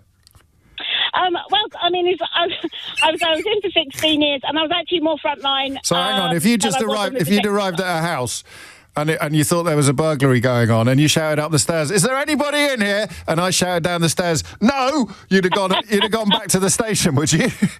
Absolutely, turned around and got away. Hey, look, it's my first time on the radio. I know, I'm teasing you, and I'm sorry. Carry on. No. I really felt compelled to ring in about this because I was actually part of the police when Theresa May actually made those comments. I can't even tell you the level of anger, frontline. It was just shocking. I was actually on the march. There was a big march in London. I don't know if you remember. I do, yes. I was on that. And I was in a rural constabulary at the time. And that was a really big deal for us to go on that march. There was buses put on, and we went on that march. And the level of anger about what she was saying and what we could see that was happening. I was a community beat officer. That is exactly what I did. I worked in and around the community as a frontline officer. I did behind-the-scenes work. I did some work as not as a detective. I wasn't a qualified detective, but I did work with CID and things like that. And I'll tell you what changed from when I joined in 2001 to when I left in 2017. When I joined, frontline staff were in a police station with CID, with detectives. And so you had your CID officers there with you, and they knew who what we would have called nominals were. We knew who those people were. We knew who they were in the community. The community beat officers were out getting intelligence, speaking to people on the estate, speaking to people about what was happening. That information was being fed back in, and we knew who were doing the burglaries. You know, if a burglary was done, we were like, that's going to be one of like 2 or 3 people. And by the time I left, you know, it was so detached from community policing. There was nowhere near as many police officers out available to get that intelligence. There was nowhere near the level of community within CID, because CID was centralised. And a lot of those CID officers were taken away to what were like major investigation units or specialist units. So there were less and less frontline detectives actually dealing with the day-to-day things that affected people. And so I left the police for so many reasons. But one of the major reasons I left was the fact that I couldn't serve the public anymore. I wasn't able to actually give that level of service when I joined that made people feel safer, that made them feel like they could rely on their local police service. And it was really demoralising that we were not able to actually support and help people and get results for them or make them feel safe. And that was a huge thing. And I can hear it in your voice. I can hear it in your voice still. So you're 10 years out now, almost. Yes. Yeah, and that I genuinely think that is a direct result of what Theresa May brought in at that time. And like you say, I didn't even remember that phrase, crying wolf, until you said it. Yeah. And the anger that was amongst police at the time when she was saying that, and we were saying, but all of our information comes from these sources that you're ripping out from under our feet. How do you expect us to actually do our job? Well, I remember the guy who picked up the police, the Community Police Officer of the Year award that year. Yeah, I remember the interview. I remember it well. Yeah, and he was literally warning about what would happen if people like him were removed from their local beats, and he was talking about spotting things early in the community and being alerted to things early. And the Manchester Arena bomber lived in the neighbouring constituency, council ward, not even constituency, lived in the neighbouring council ward. And listen, you never know whether or not anything would have unfolded differently had there still been community police officers in that part of Manchester keeping an eye on the community. But he literally was in the name. I think was his name O'Reilly. I think I've got. Yeah, and I think where you can go with that is what you do by taking it away is you've taken away the possibility of having that information. So you can't say that they definitely would have found it, but you can say without them, they're definitely not going to. Yeah, I don't know whether or not it is going to be too little too late, but I was encouraged by Emily's certainty that things could be improved, Vicky. I'm sure you were listening to her call, and the government, in response to this story, remind us that 3,000 neighbourhood officers will be back where they belong on the beat by this spring, and that community local forces will be able to focus more on local crimes like burglary as a consequence of the national police service that they're bringing in. So we just have to hope that it does get better. What's extraordinary, because every call I've taken has pointed out the responsibility of the last Tory governments and in general, and Theresa May's tenure as Home Secretary in particular. What's extraordinary is that the Sun newspaper, Rupert Murdoch's Sun, have this on their front page and then on pages 4 and 5, and the only politician they quote is Chris Philp, who was a member of those governments, trying to blame it all on the current government, when everybody in your world will know that this goes back, 16 years. It's more than a decade old, and I think, from my point of view, nobody, I don't think anybody would say, if you're going to do a U-turn, you know what, get policing back to where it was, when it actually was in the community, and that's where your information is. Because generally, a lot of people don't want to talk to the police, but the people that do want to talk to the police are the ones that know the police officers by face, by name. Yeah, no, it's a really good point. And the ones that turn up and they say, I know you, I trust you, I will give you this information because I know it's not going to come back on me and my family, because it will just go into the system and it can be dealt with. And just listening to you talk, the job sounds more attractive when you describe it in those terms. The job you make, I can tell that you did. And what is a job if not the people that you work with? Whether it's your colleagues or whether it's your clientele, for want of a better word. If you're in retail, colleagues and customers. If you're on the radio, colleagues and listeners, colleagues and callers. I mean, it is what makes the job. It absolutely is, and I would never say to anybody, don't go in the police. I loved my time in the police, but for me, I'd run my time after 16 years in the police. I can believe it. And there'd be a lot like you who'd probably still be there now if the job hadn't been completely changed while you were in it, if the rug hadn't been tugged from under your feet while you were trying to walk on it. Thank you, Vicky. I'm again a little bit late for the break. I mentioned the Manchester Arena bomber a couple of times because police officers have pointed out to me the resonance of that speech that the Community Police Officer of the Year gave, and the coincidence, for want of a better word, of what was happening in a council ward next door to his, or a beat next door to his at the time. It turns out that Kemi Badenoch has also been talking about the Manchester Arena bombings today, although, as we shall discover shortly with our political editor, Natasha Clark, in a rather less helpful way than we have. James O'Brien on LBC. It is 11:51. You are listening to James O'Brien on LBC. Do you worry about? It depends how old you are. Do you worry about your memory a bit? You can't remember the name of something, and you think, "Oh, is that because I'm getting old?" And you don't really recall that when you were 18, you'd forget things as well. But I think that copper was called O'Reilly. I'm pretty sure the community police officer who tore a strip off Theresa May. It was in Bournemouth, the Federation Conference, not Manchester. He was from Manchester. He was from Gorton, actually. Gorton and Denton being the parliamentary constituency. He was called Damien O'Reilly, and he literally addressed the possible radicalisation of teens. He talked about national security in the context of community policing. And you might struggle to see the link at first glance, but when you stop to think about it, it makes perfect sense. The relationship between community policing and national security is all about teenagers getting radicalised and nobody really in the community being able to do anything about it because they don't have a personal relationship with police officers. And then, so that's going back to 2015. If you fast forward just a couple of years to 2017... you've got a bunch of police officers. You've got a police commander explaining why cuts to community policing make it harder to prevent terror attacks, like London Bridge. This was a brilliant investigation by BuzzFeed. And they described Theresa May as being absolutely loathed for her cuts to police budget. So we're talking about burglary today, but the picture can be much bigger. And for reasons known only to them, The Sun decided to ask Chris Philp for his comments on what 14 years of Tories did to the police force. Hey-ho, on we go. And it is to the Tories that we turn next, because I'm not the only one, Natasha Clark, who has been remembering the Manchester Arena terror attack today.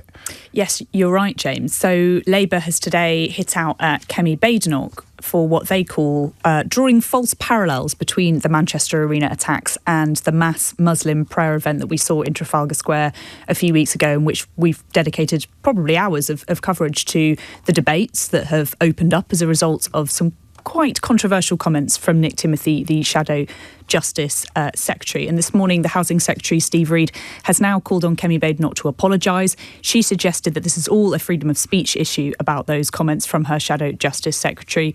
And of course, the comments from Nick Timothy, huge backlash at the time. He suggested that that mass iftar event in Trafalgar Square was, quote, an act of domination. Sir Keir Starmer called for him to be sacked. Miss Badenoch then defended him. I spoke to her when she was at her own Tory launch a couple of weeks ago, suggesting that men and women should not be segregated in mass public spaces. On Labour MPs... Karen, no, that's right. Let's trying to shut Nick Timothy down, get him sacked for saying, I don't like this, I don't think this is right, this is not the proper way to go about things. It is this silencing that causes the real problem. Okay. Manchester Arena, security guard doesn't say anything because he thinks, oh, well, we're not allowed to say anything. Same thing with the grooming gang scandal.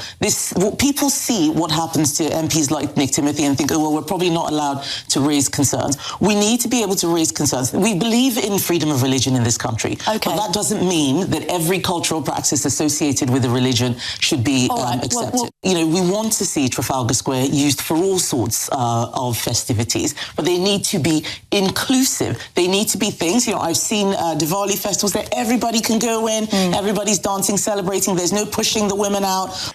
I was confused. That's why I interrupted before the clip had started. How on earth do you bring a terror attack at Manchester Arena into a conversation about saying prayers? It's a very good question. No, but I'm still confused. Yeah. So hence why, I thought it would be good to play that clip in full, because it is an interesting argument that she's coming across, that she's basically saying this is all about freedom of speech, that people felt in the past that they weren't able to speak up about things. Now, I think what she's referring to is at the Manchester Arena inquiry, there was a security guard. His name was Kyle Lawler. He said he had a bad feeling about the Manchester attacker, but did not approach him for fear of being branded a racist. He said at the time, it's very difficult to define a terrorist. For all I knew, he may well be an innocent Asian male. I did not want people to think I was stereotyping him because of my race. I wanted to get it right and not mess up by overreacting or judging someone of their race. But again, it's a pretty big leap to say that Manchester terror attack and this event that we saw in Trafalgar Square should be equivocated. You can't condemn people for praying, or rather you must be free to condemn people for praying because a bloke on duty in Manchester that night claimed that he had vibes about a terrorist but didn't do anything about it because the terrorist was brown. So thinking of Kemi Badenoch as someone who is terminally online, is this... there's a famous Stuart Lee routine where you can't say you're English anymore without being arrested. Is this playing into the thing where you can't say anything you want about Muslims anymore without... I think it's exactly what she's saying, Wow. James. Yeah, so but they were praying. They were literally saying some prayers.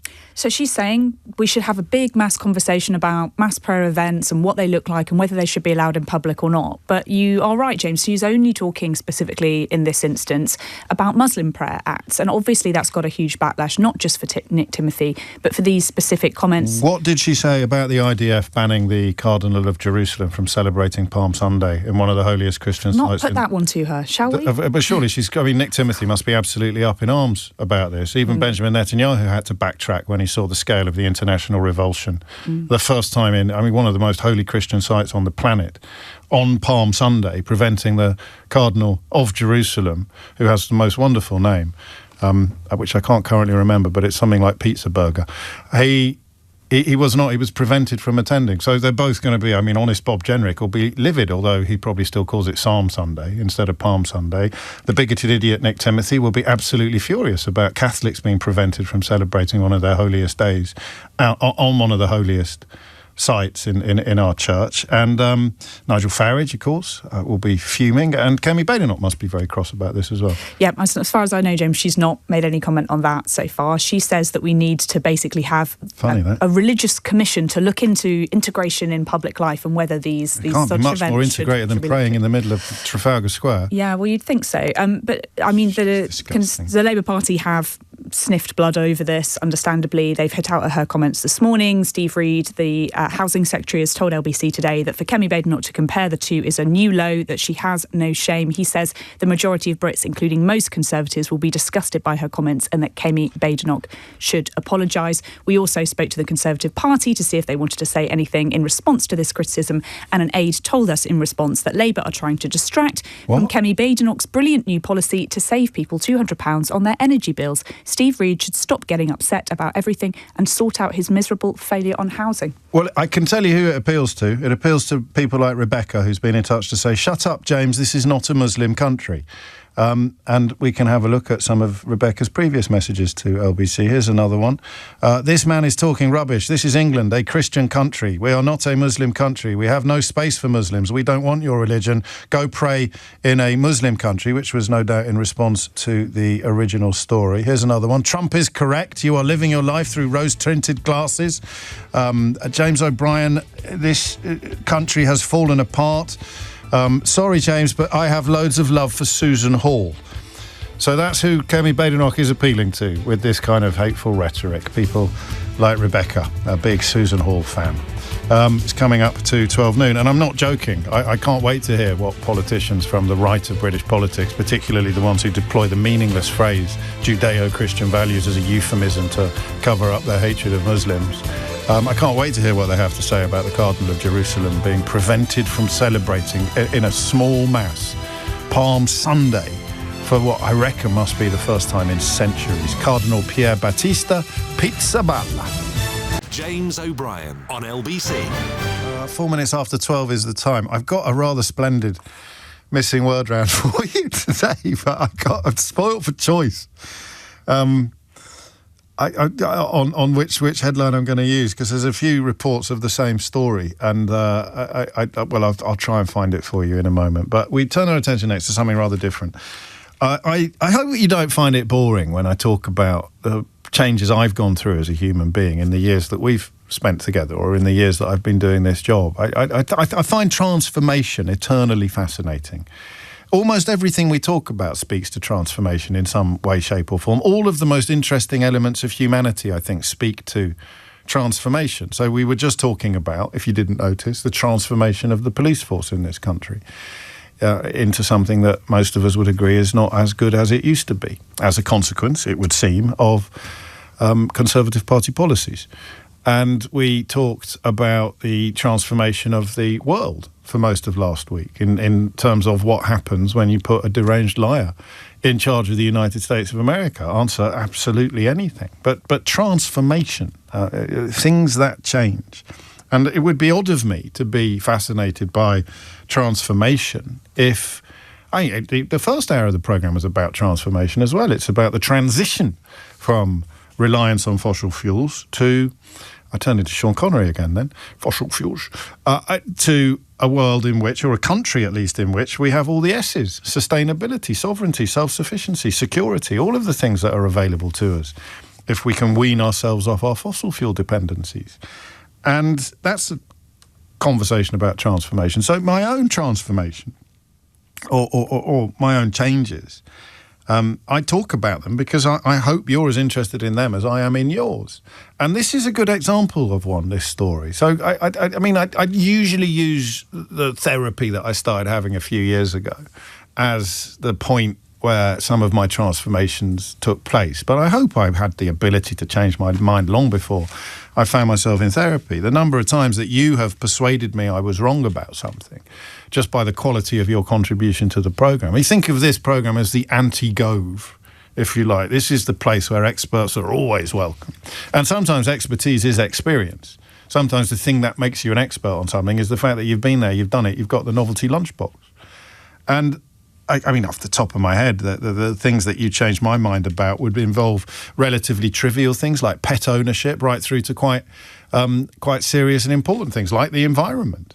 But I used to be one of those people who couldn't quite see the wood for the trees in terms of, and I'm thinking now about education. And I, again, a bit like Michael Gove, oddly, I used to think that if a system was good for me, then that was the right system for the country.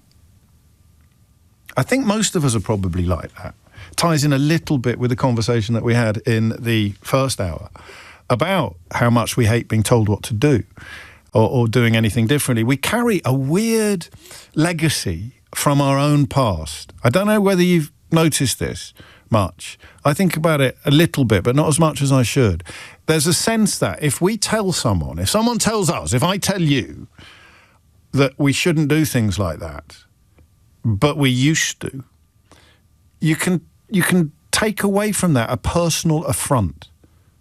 You think of it with, for example, jokes. You know, if a joke was absolutely fine in the 1970s or the 1980s, and your child says to you now, or somebody, perhaps a colleague says to you now, that's not, you can't use that word anymore, or we can't make that joke anymore. Well-adjusted, normal people would probably respond to, now that's not even fair, because I like to think I'm a well-adjusted, normal person.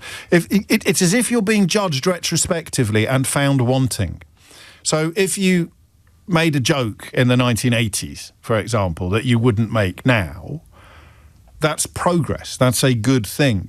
But if somebody, particularly someone particularly sort of up themselves, was hitting you over the head about the fact that you used to make that joke, and they made you feel bad, they made you feel small, then you push back by insisting that you should be able to make that joke today.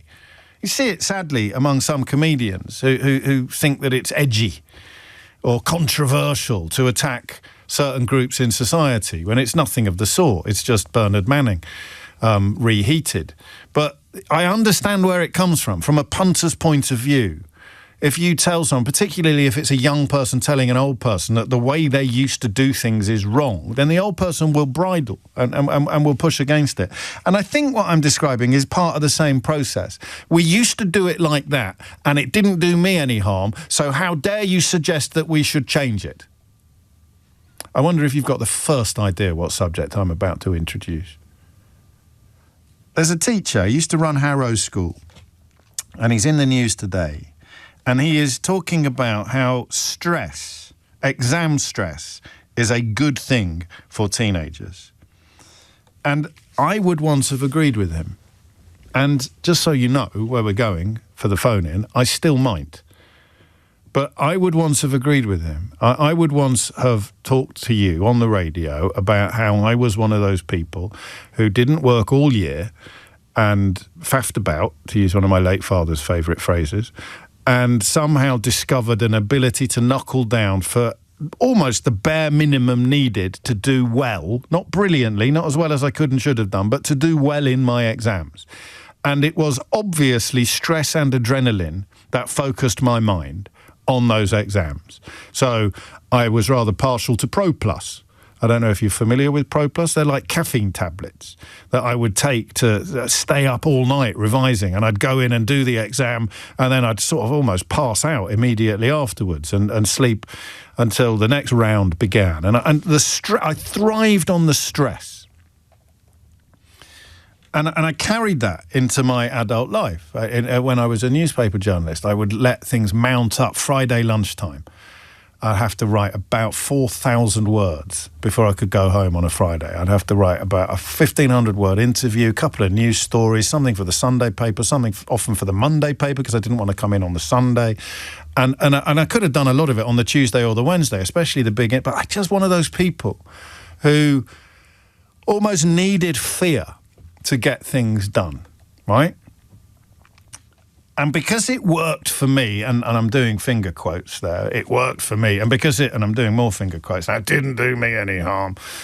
I thought that was the way things should be for everybody. So I didn't like coursework when it was first introduced, because it seemed to me to discriminate against people like me. What's that? You can work all year round at a nice steady pace and get a better grade than me when I just turn up for 3 days, absolutely amped up on Pro Plus. That's just so... I mean, what a stupid thing that was. And if you were listening to me back in the day, you'll know that I'm not exaggerating. This is completely true. I had a problem with coursework because it discriminated against people who didn't work all year and turned up on exam season and smashed it.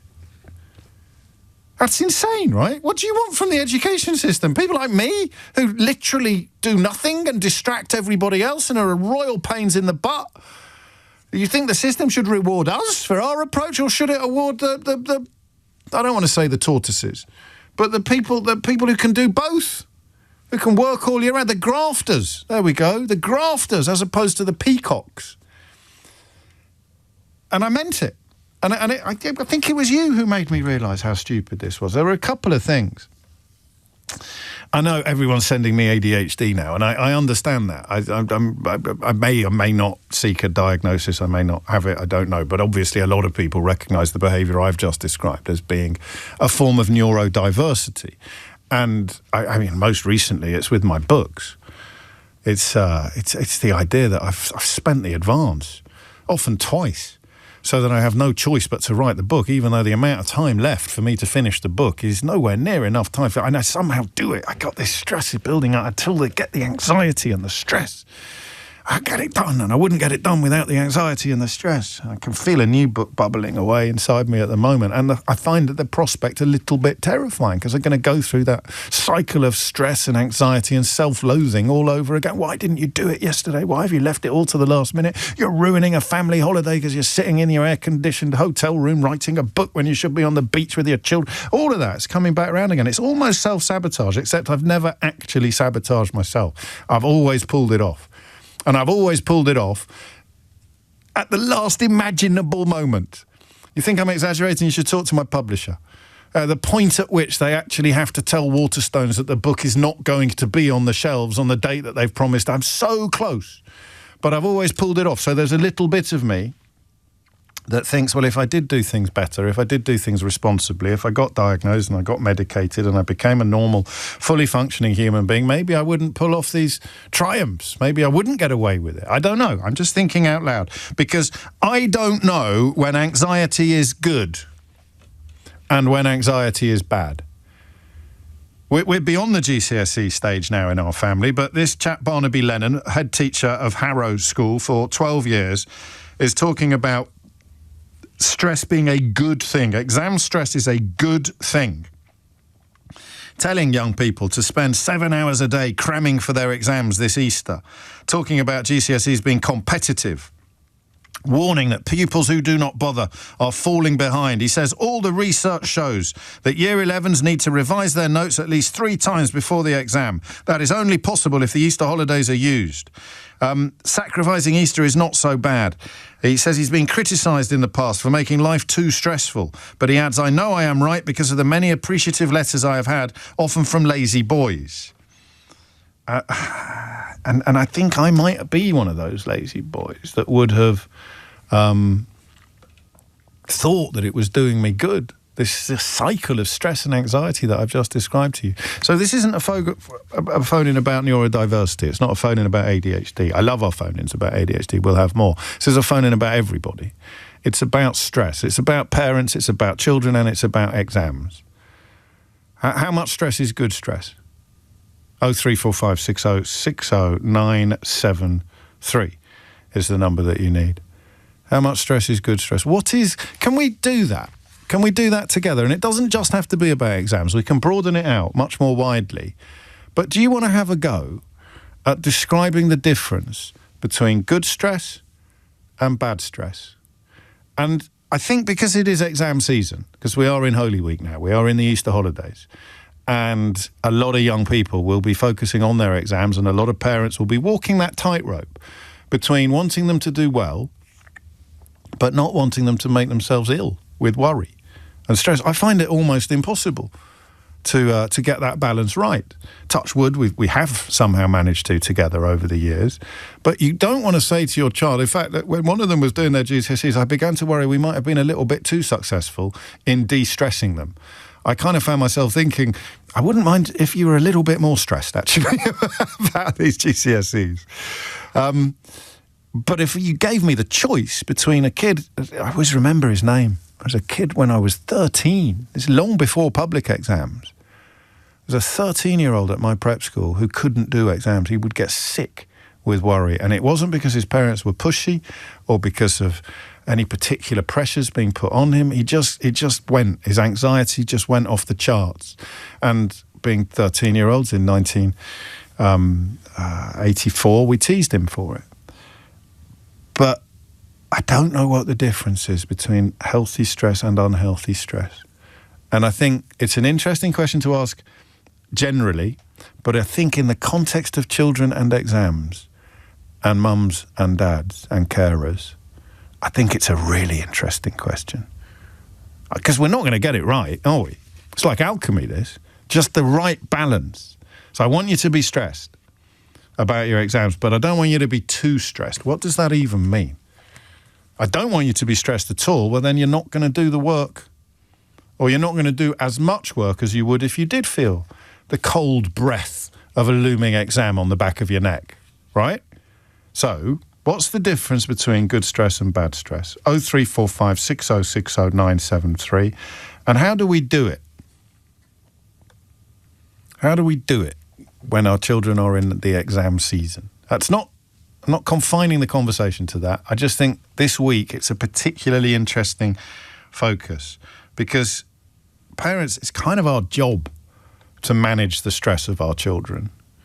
As they get older, it becomes their job. But what is the right balance between fear and functionality, or between stress and scholarship? What is the difference between good stress and bad stress? And how does that analysis play into preparing for important exams? I cannot wait to hear you answer these questions because I find it, as I've told you a few times, I find it absolutely fascinating. And remember, the system has to be utilitarian. It has to be the greater good for the greater number. A system that rewards prats like me is not a good system for the country to have.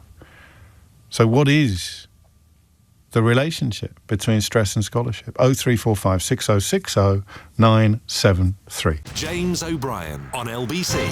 20 minutes after 12 is the time. The former head of Harrow explains today that stress is good for GCSE pupils, and I can see his point, but we all know that there is such a thing as too much stress, and I'm just wondering where that line is, the difference between good stress and bad stress, or the best ways in which to look after children and their relationship with stress as they're preparing for exams. David is in Putney. David, what would you like to say? Good afternoon. It's all about your ability to strategize and implement a regulation to help you mitigate that stress. That's what I use as a determinant for whether it's a good or a bad stress.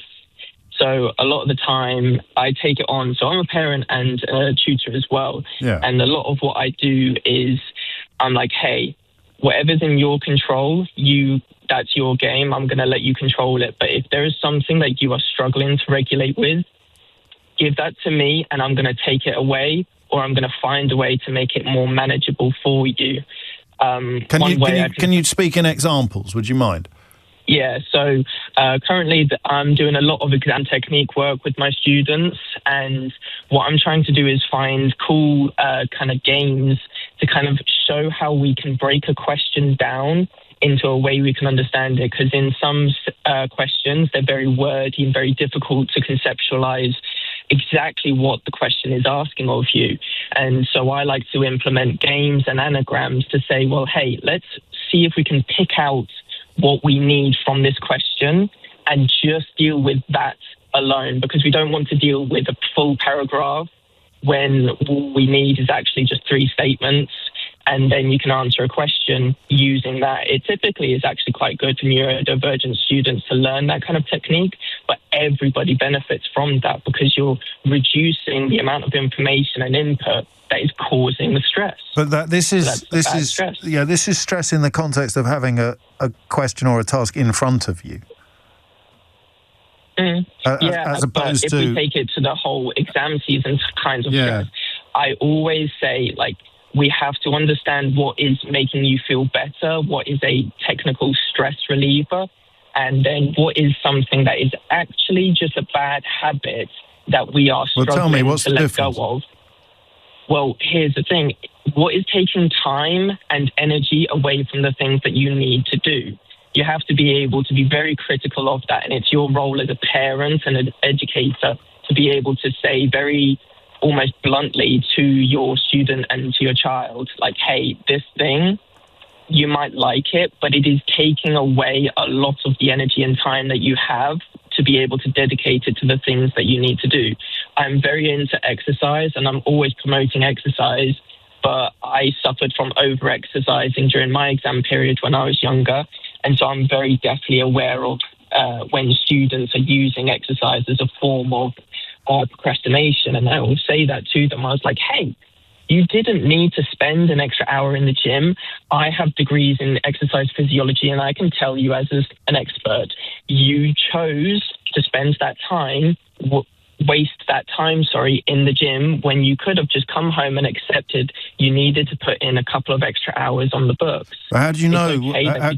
How do you know they're not using the exercise to regulate?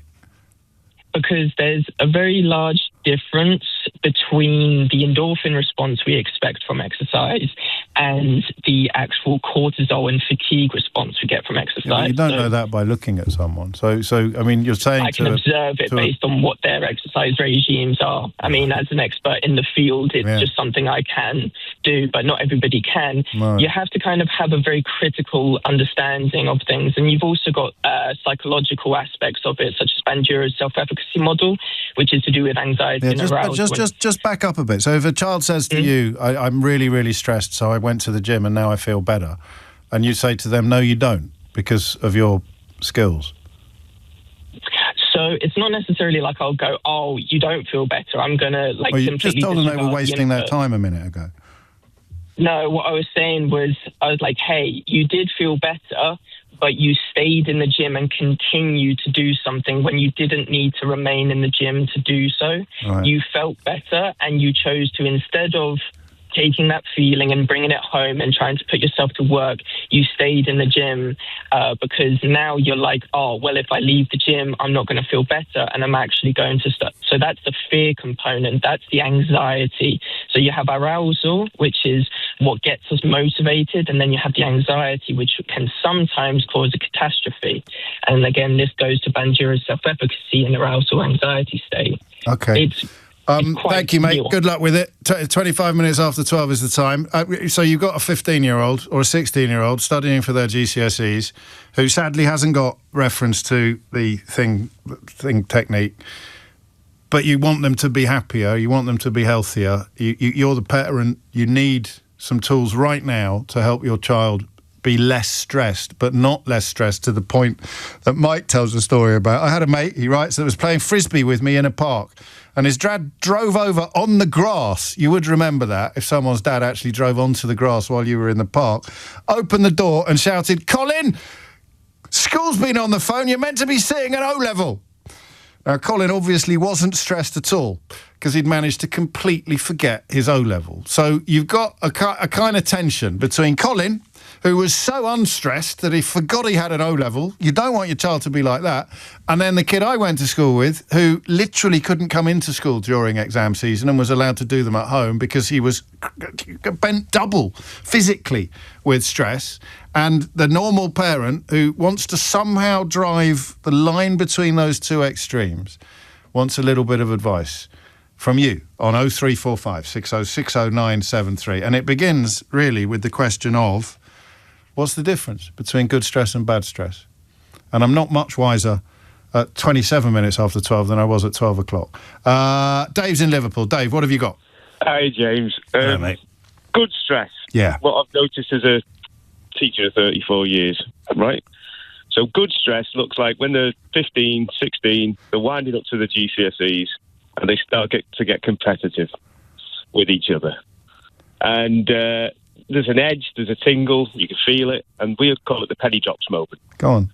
Okay? So that's quite healthy stress.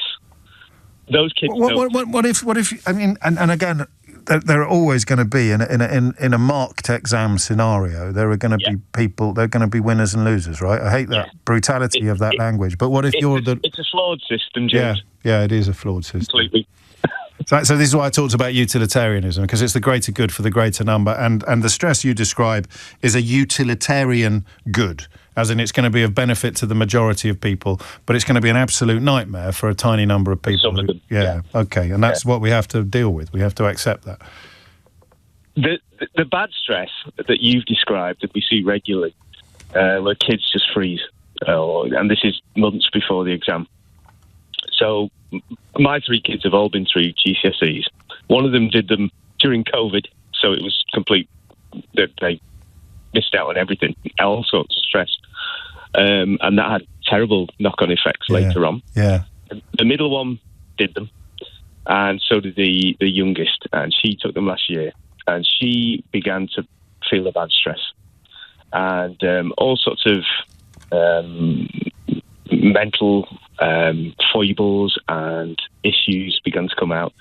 And in the end, when she was at the school I was working at, and I said to the Senko, look, can you do something? They said, there's stuff we can do. So for parents who are struggling with a kid like that, I'd say, go to the school, see them. It's not too late. And they can do things like, they don't have to do them in the sports hall, for example, or the big hall. They can do them, they can have exam breaks, so they can, do so much to the exam and come out like that. There's all sorts of things the schools can do now to help with that bad stress. But I've got to say... And they recognise it. Yeah, go on. What was you mentioned something before. You mentioned the name Cove. So the cognitive load that man puts on young people today, or has put on with him and Dominic Cummings... Don't wash your mouth out.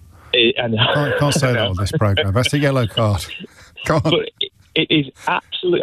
And you mentioned before about, in my day it worked for me, so it must work for everyone. And I'm sure that was the policy we came up with. But as an English teacher, for example, this year, as well as 3 texts that the kids have to learn, I don't know if your kids went through this, with poetry anthology. Yeah. That the kids have to do. And there's 18 poems.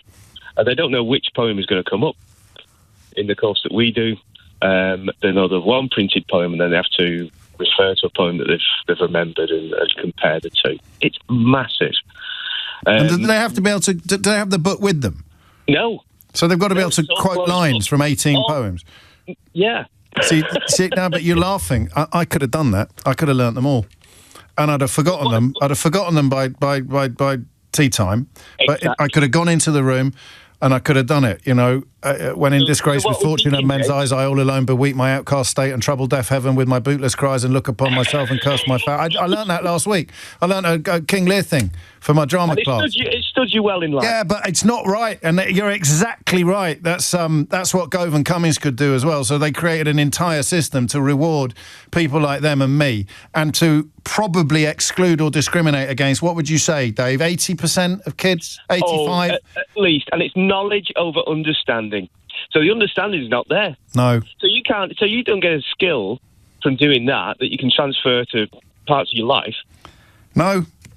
Well, not unless you end up with a really, really weird job. But even this job, it doesn't demand that I start quoting poems out loud on the... In fact, my own producer gets really cross with me whenever I do that. I don't really understand why. But two types of stress, I would say. A lot of them feel the sort of healthy, good stress with a competitive edge. I like that. And don't be... So the biggest thing that you've taken away is that don't be afraid to ask for help. Absolutely. If you're a parent, the stuff the schools can do. Yeah, work it out. Because you know as a parent when something is unhealthy, when it's moving into unhealthy, even if it's even instincts. Thank you, Dave. Lovely stuff. It is 12:32. You're listening to James O'Brien on LBC. Amelia Cox has your headline. James O'Brien on LBC. So it's a weird one, that. Dave just absolutely nailed that thing about being able to memorise, because I probably haven't managed to explain it to you perfectly. I could do that.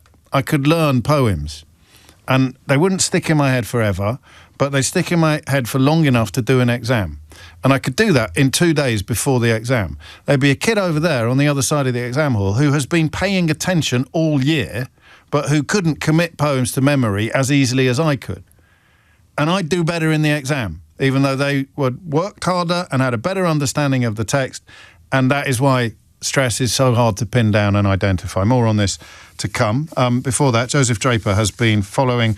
a particularly egregious example of a problem that we've done a lot to cover on LBC, about the relationships between freeholds and leaseholds, and even by the standard of that swamp, Joseph, this story is a stinker. Yeah, it's shocking, and particularly for those involved, you know, it's become a real nightmare. We've spoken to dozens of families, James, effectively trapped, some of them in small one-bed flats in Hackney and East London, because their homes have basically become worthless. They say because the developer of the apartment block, the freeholder, failed to pay nearly £1 million in planning fees owed to the local council. And they say as a result now, mortgage lenders are refusing to support sales of the flats because of the risk, essentially, that the debt could get passed on to those leaseholders if the development company goes into administration. At least 2 sales we know have already fallen through of flats which should be worth around £500,000,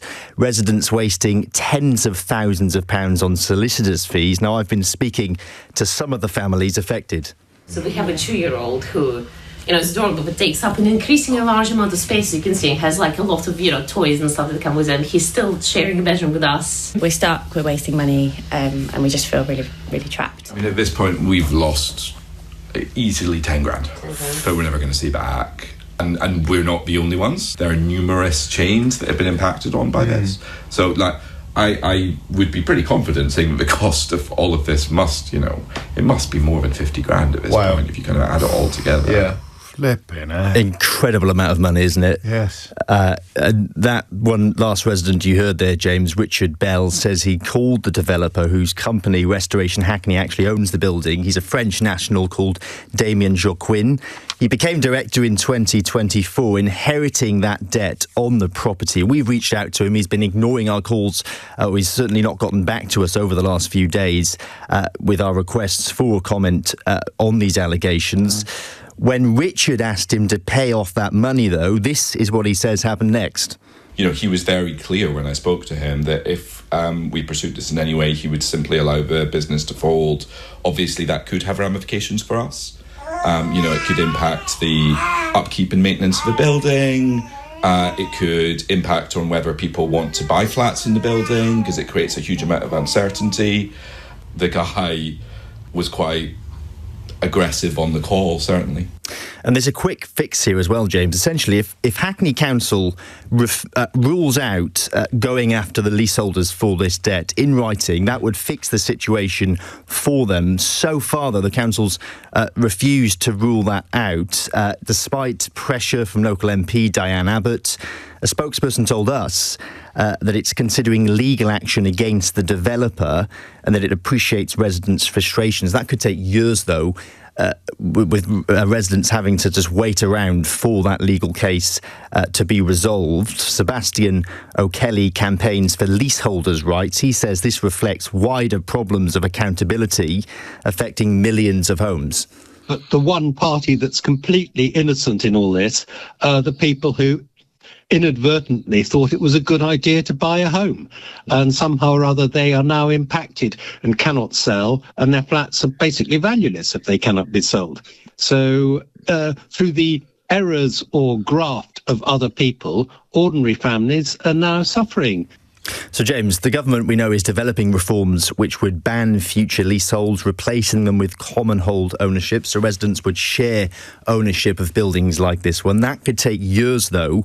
Residents in Hackney say they need help now, but they're having to just put their lives on hold. It would come up in a survey, would it? Or yeah, exactly. So a lot of them have gone through the process of trying to buy a new home, trying to sell their property. Solicitors have then found this debt. And the sales have fallen through at the last minute because mortgage lenders are pulling out, refusing to support the sale of these properties because there's just too much risk associated with them. And Hackney Council, I mean, they're kind of caught between a rock and a hard place. They can't write the money off, and yet they can't tell the residents that they are not going to be on the hook for it either. I mean, that second bit of that equation sounds negotiable. How surprised would you be if there was a bit of movement now that you've brought attention to this? Certainly residents are hoping exactly for that, James, because they've been engaging with the council for months now, trying to get that piece of paper, essentially, which frees them, which allows them to move on with their lives, to sell their property. For whatever reason, the council has been resistant to that so far. They say they've received responses from the council which they've described as overly bureaucratic, essentially not recognising the human impact Well, the of this system won't story. accommodate. So it reminds me, the conversation we're having reminds me very much of the cladding crisis and the cladding scandal and the difficulties people had in moving through that. But obviously it's got nothing to do with cladding, but it's precisely the same jeopardy that these residents find themselves in. Yeah, and they're stuck. Yeah, they're completely stuck. Sebastian O'Kelly actually drew a reference to that particular example you've described there, when initially leaseholders were held liable to replace that cladding. I think that did change in a legal challenge later on.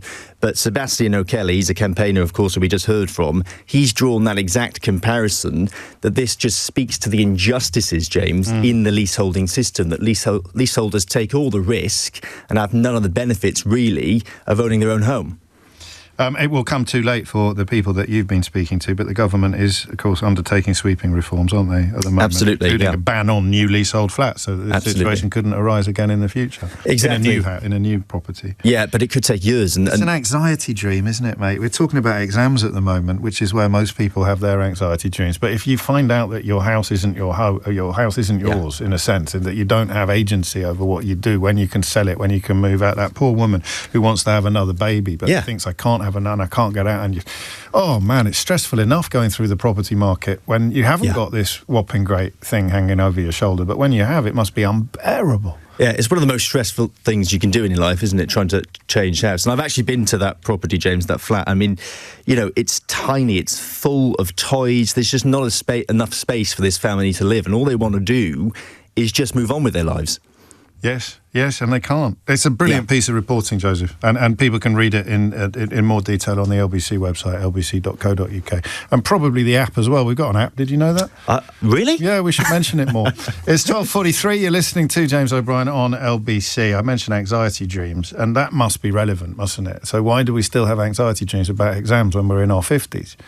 And the answer is because of the stress that you went through at the time, somehow sitting inside you forever. There's a phrase that they use, I think it's Winnicott, one of the great sort of godfathers of psychotherapy. The body keeps the score. If you're having an anxiety dream now about exams, that's because the body has kept the score. And what you want to do with children, with your children, is get them to do well in their exams without them being actually wounded by the stress that people like me used to insist was actually a good thing. It's crazy, right? Squeeze in one more call before the break. Charlene is in Southwark. Charlene, what would you like to say?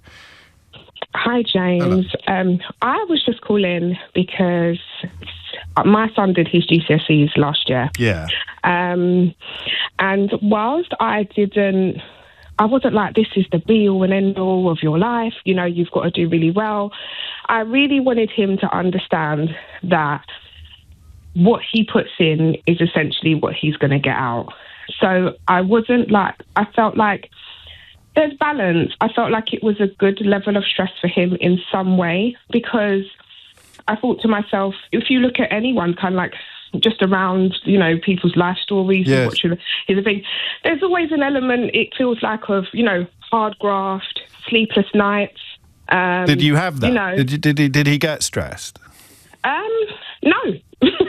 Do you wish that he had got a bit more stressed, or were you happy with the balance that had? Well, I suppose we have to ask how he did, Charlene. Oh, he did. He passed all them. He failed Spanish, which was expected. Okay. He never took an interest in learning a language, so he got 4s, 5s, and he got a 1-6. Okay. So I was pleased with what he got. I knew he was capable of much more, and he will admittedly tell me now, you know. Well, that's the bit, isn't it? That's the bit for all parents there, as you say, because, I mean, you know he could have done much better and he didn't. Then you sort of think then maybe he should have been a little bit more anxious about, or a little bit more stressed. I don't know what the word is. He openly admits that now. Like, he could have done so much more than what he actually did, you know.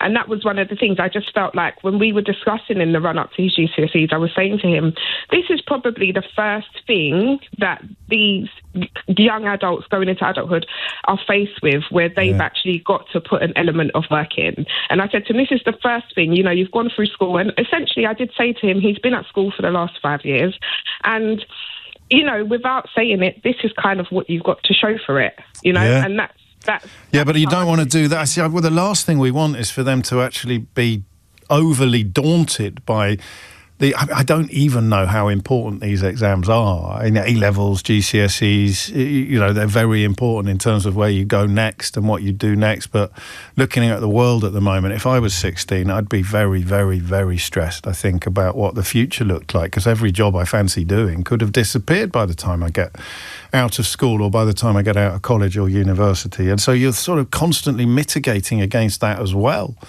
It sounds to me like you got it just about right, with that constant knowledge that if you'd turned up the heat a tiny bit, he might have got better grades in his GCSEs, and that would have had an impact upon going forward. But it's better than being really, really stressed. I'm fascinated by it. I love it when we stumble into things.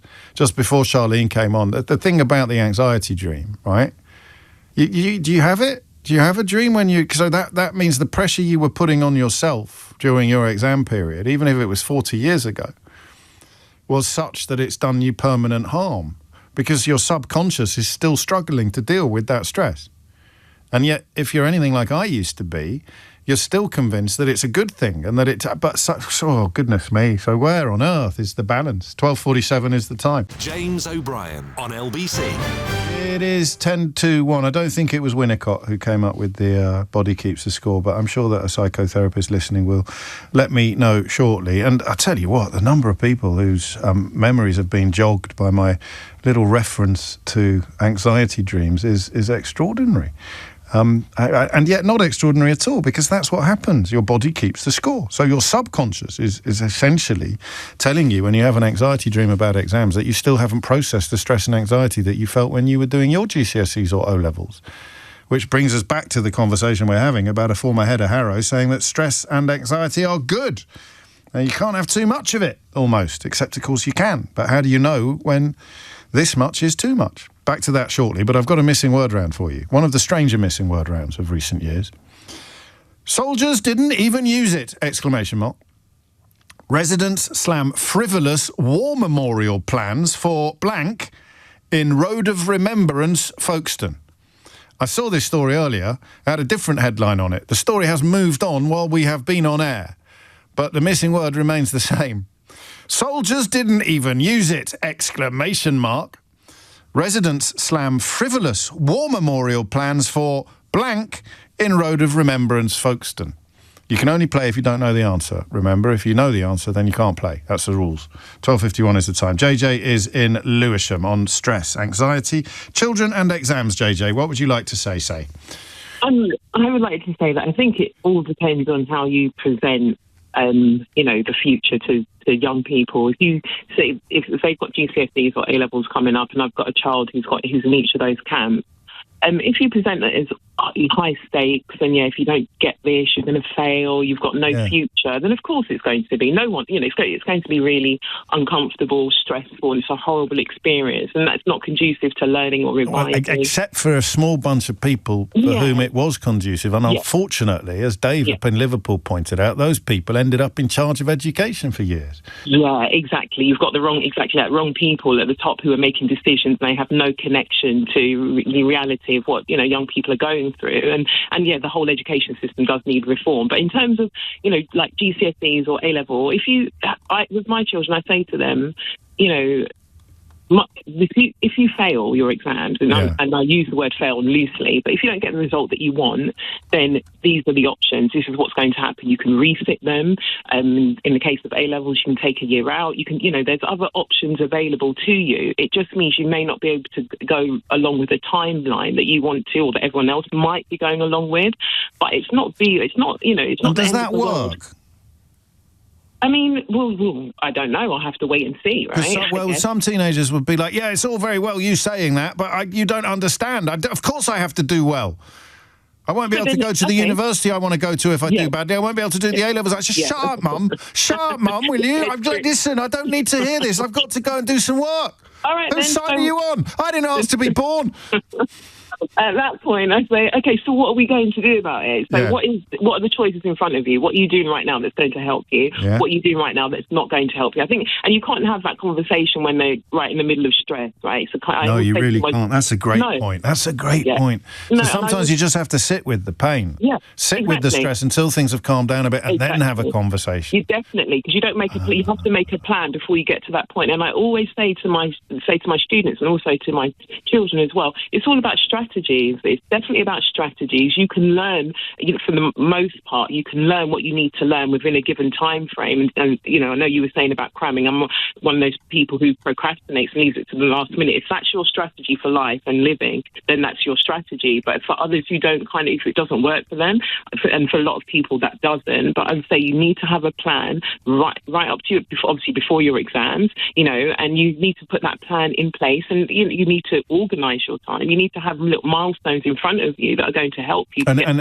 kids who genuinely can't do that probably do, to go back to Dave, probably do need a little bit of help. They probably need to talk to the school about dispensations and extra time, or sitting it somewhere else, or sometimes something as simple as sitting at the back of the exam room. You've got OCD, or you've got some other, neurodiverse, you think everyone's looking at you. All of these things can be helpful, can't they? They definitely can be. And I think we need to, more and more, we're taking those things into consideration and realising it's not, we can't have a cookie-cutter approach for every student, but at the same time, we want to accommodate as many people as possible to make them, to get outcomes that are appropriate and suitable and achievable as well. But at the same time, just to caveat this, I do think stress, you need an element of stress, right? You can't go through life without. Well, you need it. Well, you can, but you never do anything.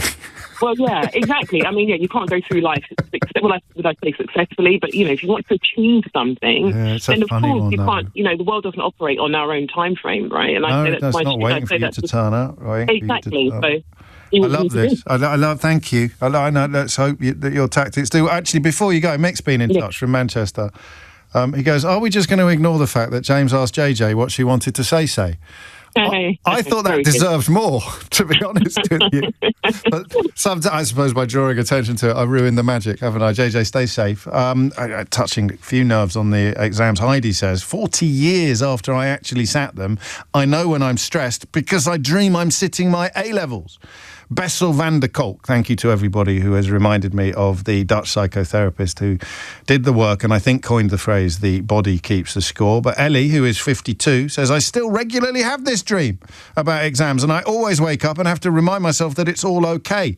It's my A-levels that I'm dreaming of. I've gone on to get a degree and a postgraduate, so I'm being extra kind to my twins who will be sitting their A-levels in 2 months. The stress that we put on ourselves, it's extraordinary.